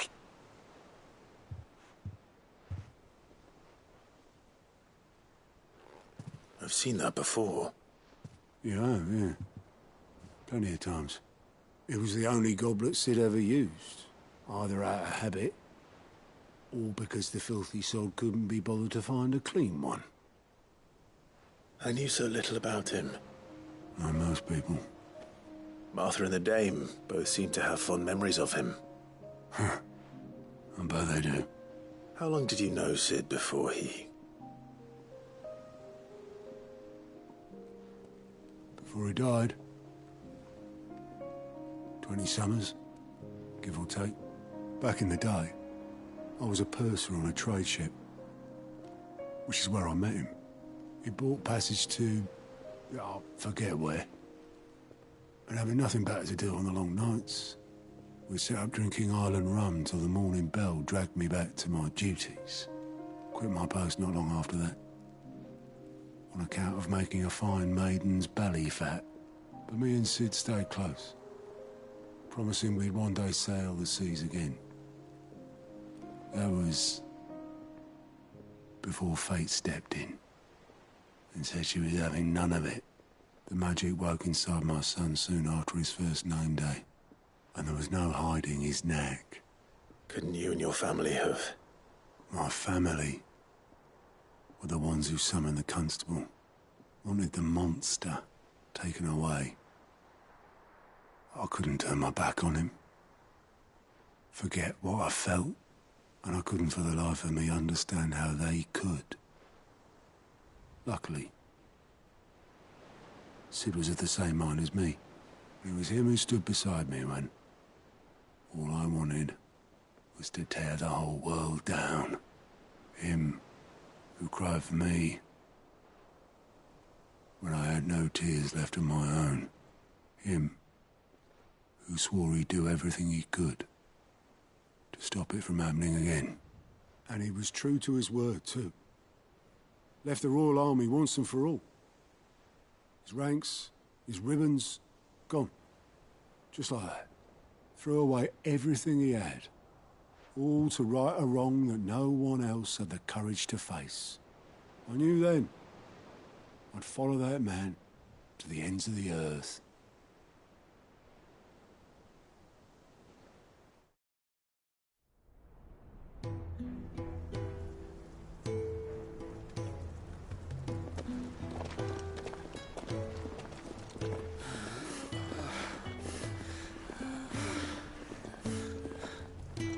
He was always too clever for his own good, was Sid.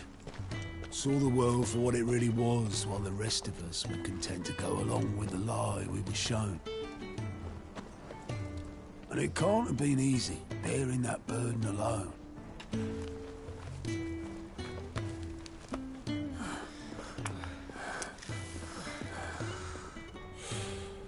But he didn't let it stop him. He never lost faith in what he believed was right. And that gave us faith in him. Faith he'd steer us true. So I swore to myself that I'd always be right behind him, ready to catch the stubborn sod, if ever he should fall.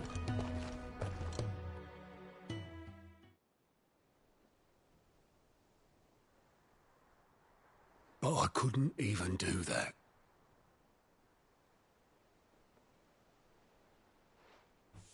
Ignore me. Just the ramblings of a tired old man. Leave that lot. I'll tidy it up in a bit.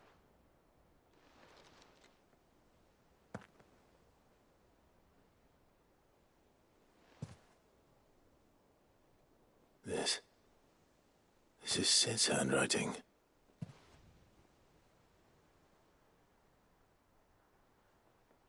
Dear Otto. I may be drunk, but I wanted you to know this place would be fucked without you. Love you, you grumpy old sod.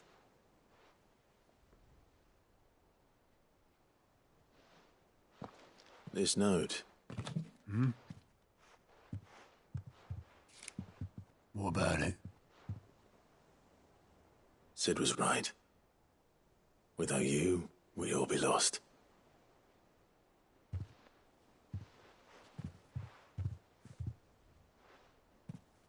He should have bloody well said so then.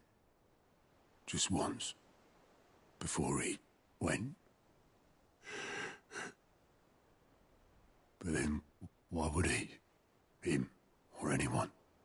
I'd only have told him to piss off.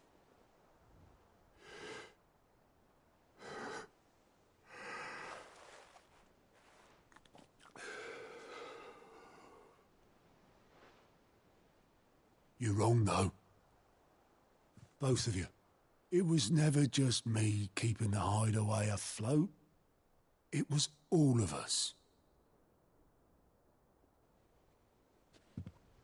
I just shoved people in the right direction. I barely seem to be able to do that anymore.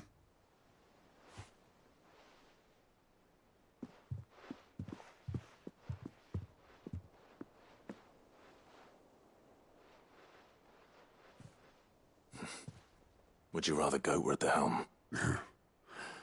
Well, maybe I've got a few more years left in me. I'm going to hold you to that, Otto. Before you go, Sid would have wanted you to have this. But that's... This'll do me just fine.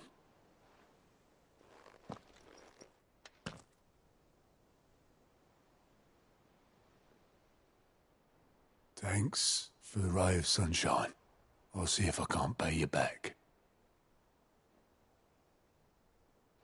Already have.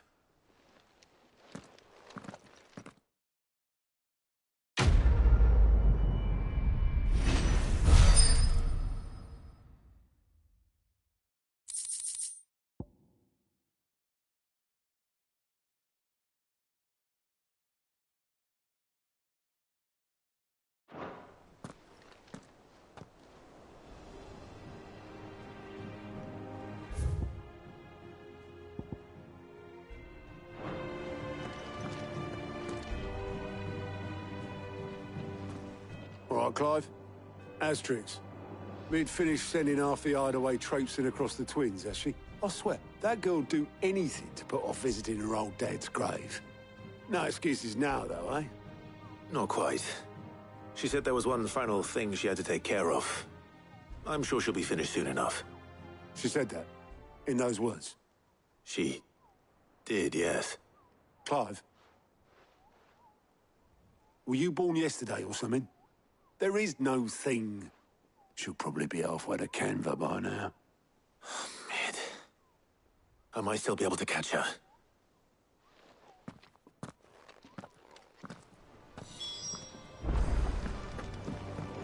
Mid told me she was building a ship.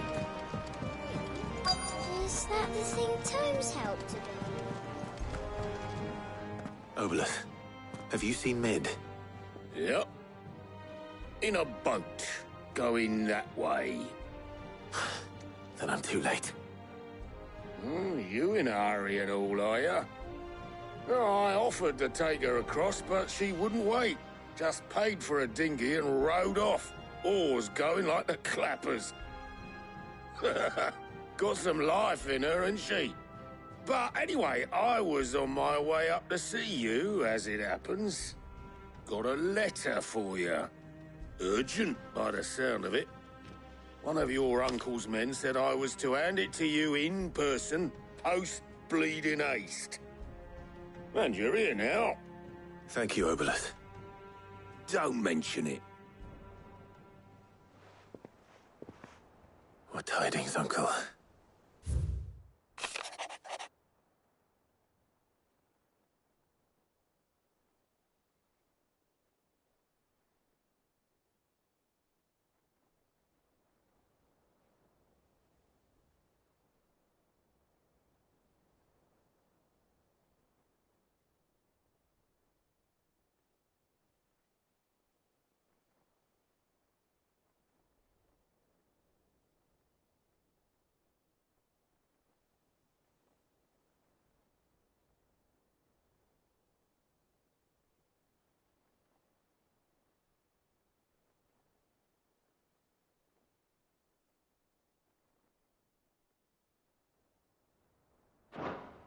Trouble in Canva. Well, I'll need someone to keep an eye on Mid.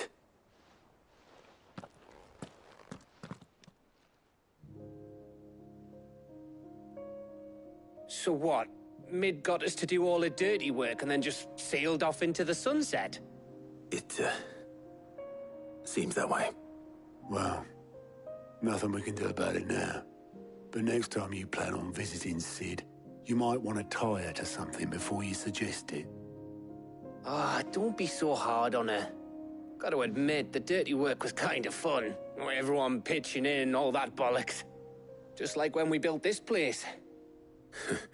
You're right. Anyway, we all set to head to the old hideaway. I could do with getting to Canva pretty sharpish. Wouldn't do to keep Lord Rosfield of the Seven High Houses waiting now, would it? Not after he asked for me personally. Gav will be leaving with me. Will you mind the place while we're gone? You can count on me. Just be sure to give Sid and the others my regards. All right. Oh, by the way, Jill will be joining us too. She's got some things to take care of, but she'll meet us there. I hope she's telling the truth at least.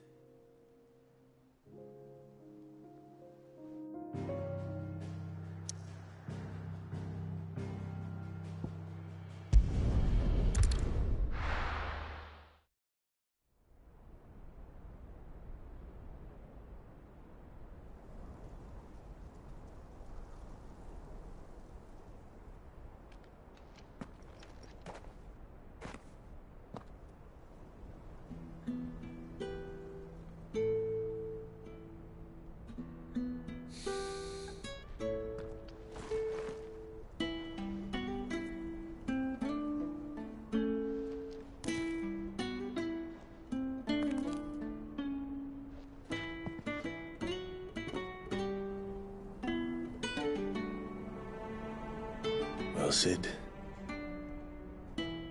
I remember what you told me. But if no one is listening to what you have to say, you may as well not say it.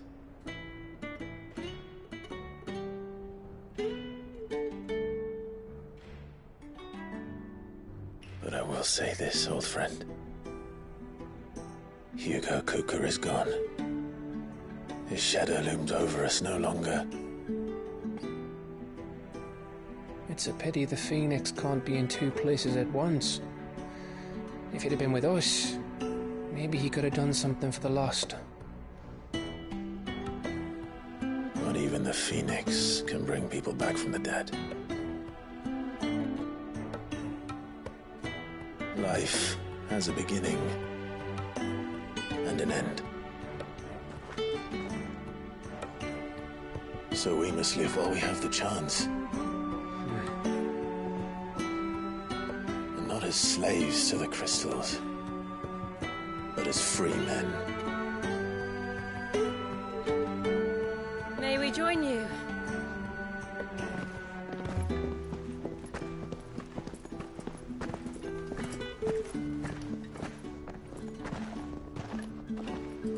Lady Karen, what a pleasant surprise.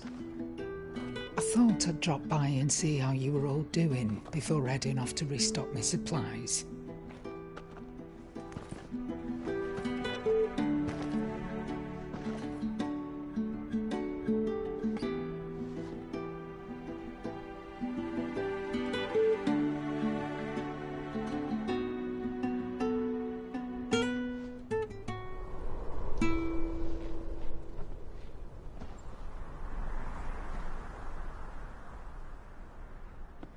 It wasn't the most scenic view back then, but it were never as bad as this. I know. The blight marches on. And soon, there'll be no escaping sights like these.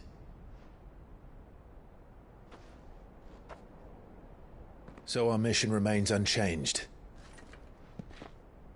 We cannot stop until every Mother Crystal is gone, and their thirst for ether with them. The only one that remains in Storm is Drake's Tail in the Crystalline Dominion. Our next target. We're going to Twinside. It's the capital of the Empire these days. I wouldn't like to think how tightly guarded they've got the place. Not that that'll stop you, but we do well to scout it out before you go charging in.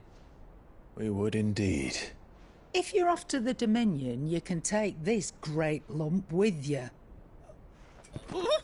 Goods. Oh, I am sorry. Have you forgotten you're the most wanted man in the Twins? I thought you might like to disguise yourselves as the attendants of a travelling trader, assuming you've no better ideas. You wanted to buy yourself some tools, didn't you? Well, now's your chance. You're letting me go with them? Oh, thanks, Nan. Stop that! You'll break me bones, you great galoot.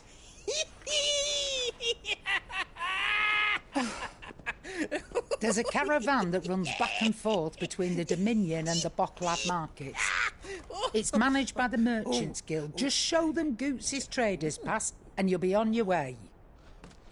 It'll be a damn sight less risky than footing it the length of the Crystal Road. That's for sure. Thank you, Karen. And glad to have you with us, Goots. Okay then. I'll get me things and I'll meet yous there. See yous down in Bocklad. Get off! Me poor fingers! Jill, you're with me. Understood. And Gav? Already on my way, Captain. Be careful. Aren't I always?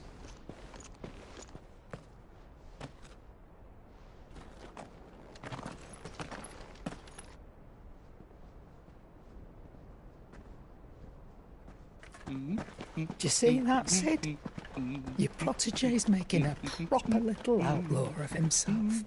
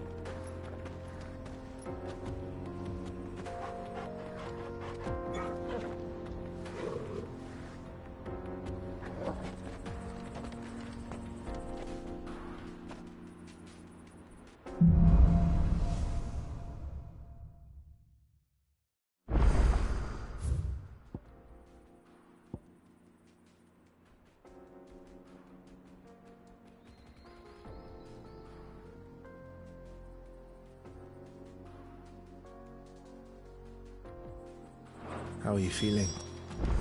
Better. Thanks to Taya. I'm glad to hear it. And Torgal helped too. Didn't you, boy?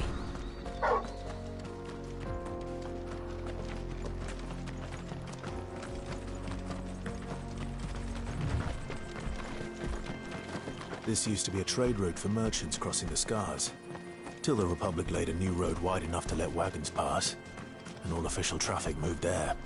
Leaving this one for those living outside the law. Indeed. I doubt we'll be the only outlaws on the trail today.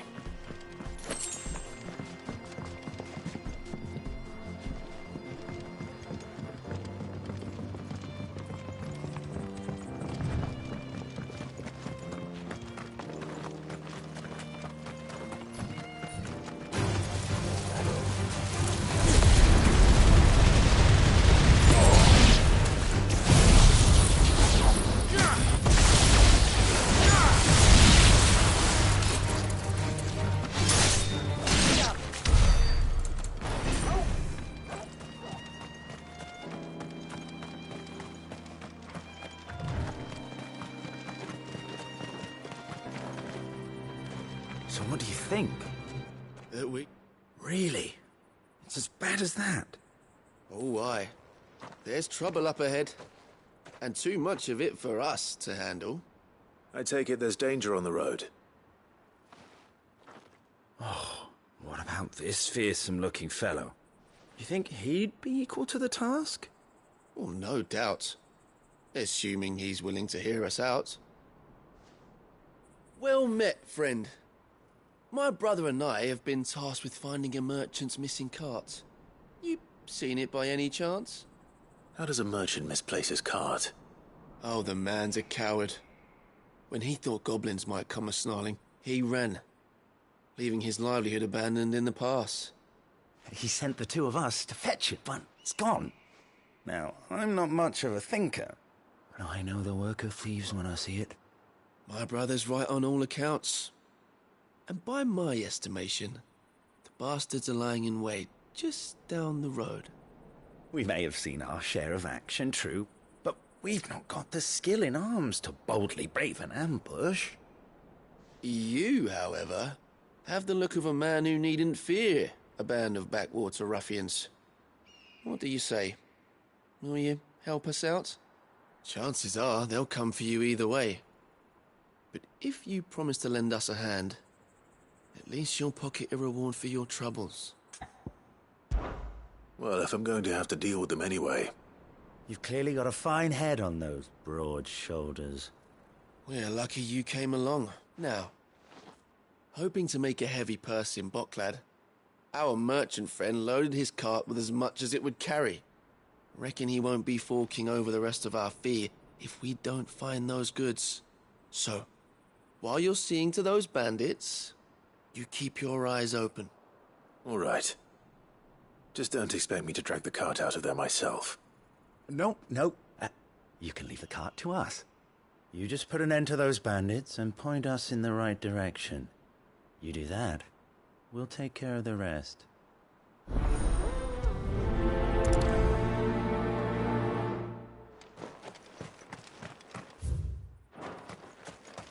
I'm not sure I trust those two.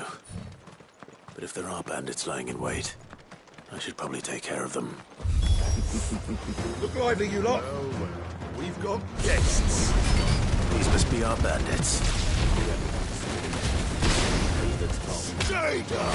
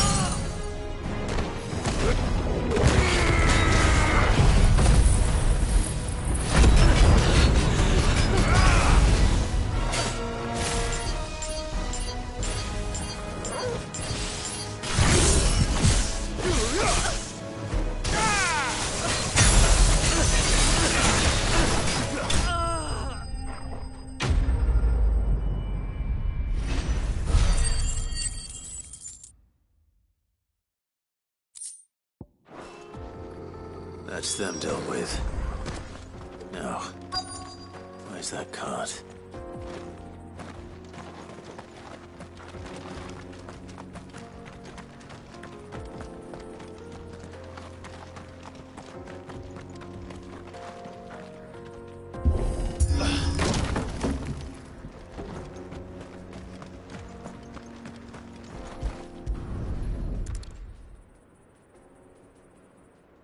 Getting all of this out of here will be a nightmare.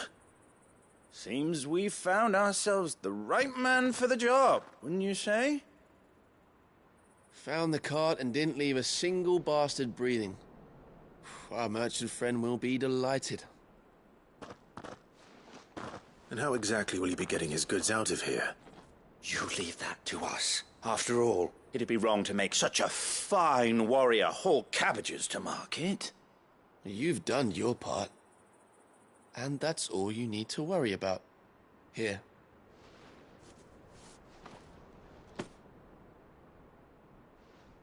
It's been a pleasure. Now piss off. There's no need to be so rude, brother. What if we want his help again next time?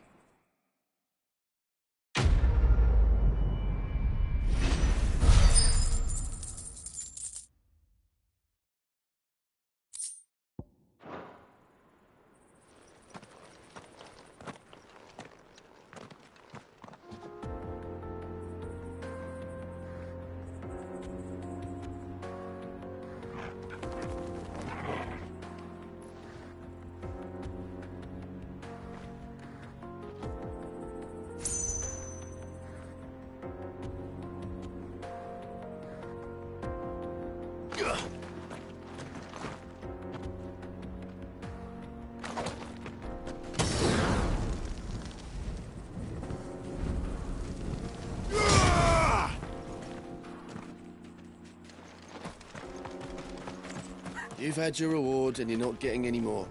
Now piss off.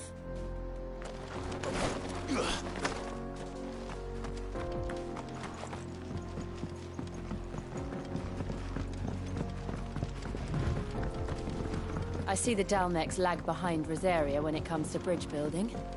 The fallen ruin should hold at least.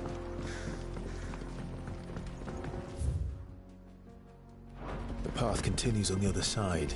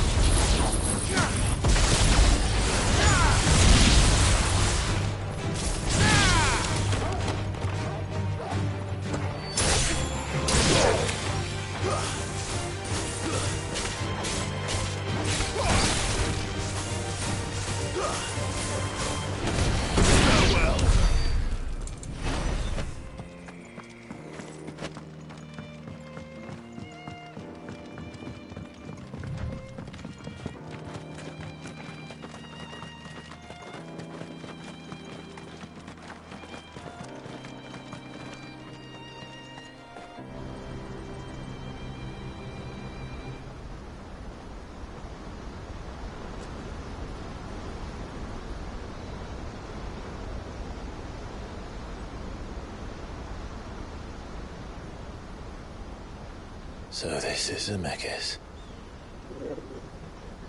A land of the gods. It's even more impressive than I imagined. I remember being captivated by the story as a child. Long, long ago, man was overcome by avarice and challenged the gods in a bid to win their power. The final battle took place here, at these falls.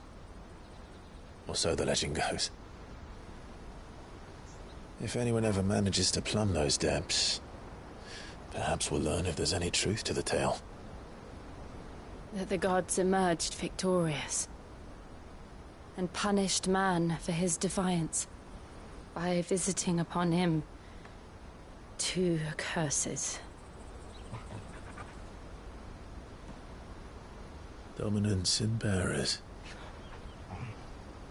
To tell the truth, I always thought it strange that the dominants and their icons were deemed a curse. Back home, the dominant inherited the throne. They were admired and exalted, not spurned. Whenever I got to that part of the story, I always assumed there must be something I'd misunderstood. You had a lot of storybooks, didn't you? In your room, I mean. When we were young. The old legends were always my favorites. Epic battles between gods and men. Father encouraged me to read as much as I could. He thought it good for my education.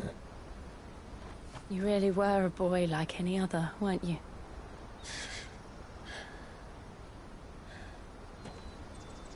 Just look at this place.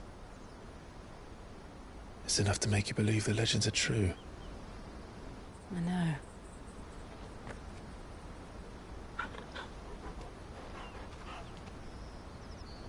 We're not far from Boklad. The road will be busier up ahead. Then we'll have to keep our wits about us.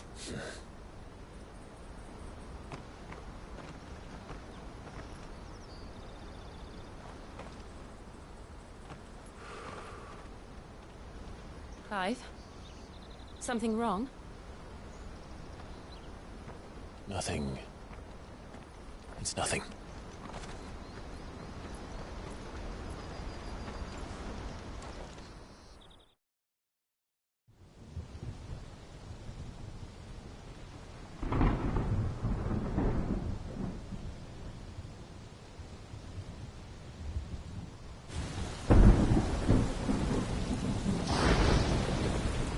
I see the reports are true, Father.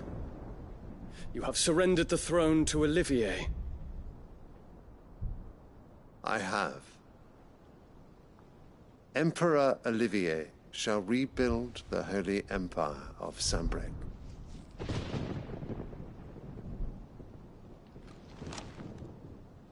How is he to rule an empire? He is but a boy. I shall advise him until he comes of age. Father, please. Or for as long as I am able. The empire we seek to build needs young blood to rule it, and I can think of none better suited to the task.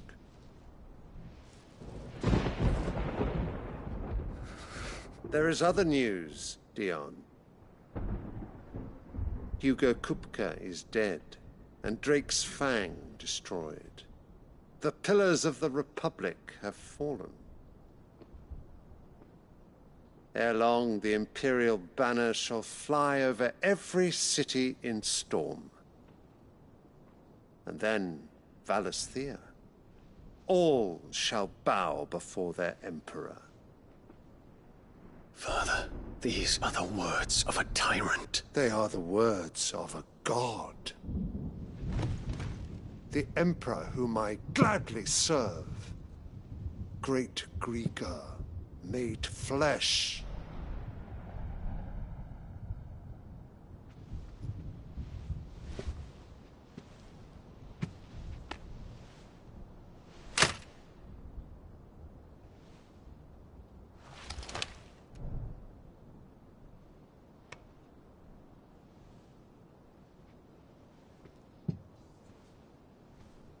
Return to your camp, Dion, and ready your forces. It is time to show the world the true power of Sambrec.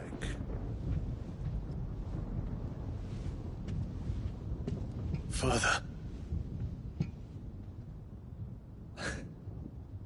I find you much changed. Is this truly the path you wish to tread? Or are these the ambitions of another? Of Ultima, perhaps? What nonsense is this?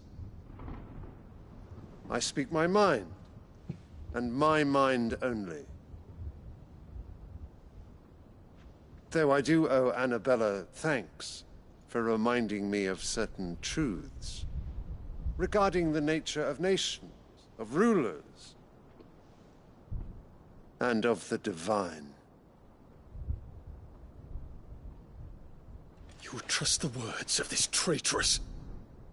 She betrayed her country. She slew her husband. You have ever been an invaluable servant to Sambrek, Prince Dion.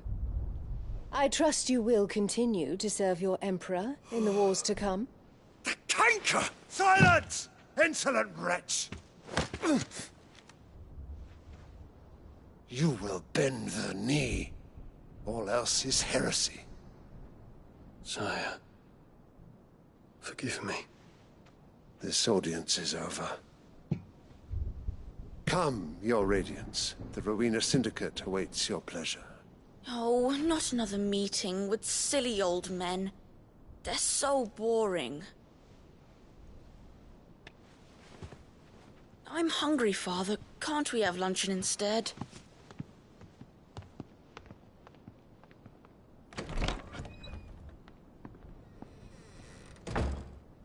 Does it pain you that you will not inherit your father's throne? I have suffered worse.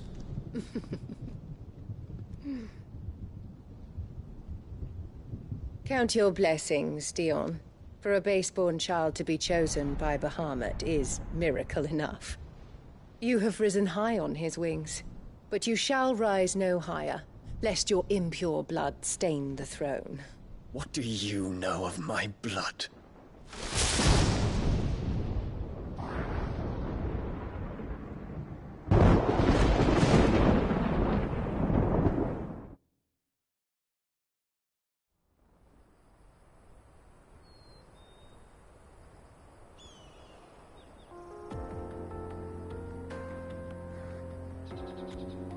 The Boklab markets are to the north. We just need to hug the coast.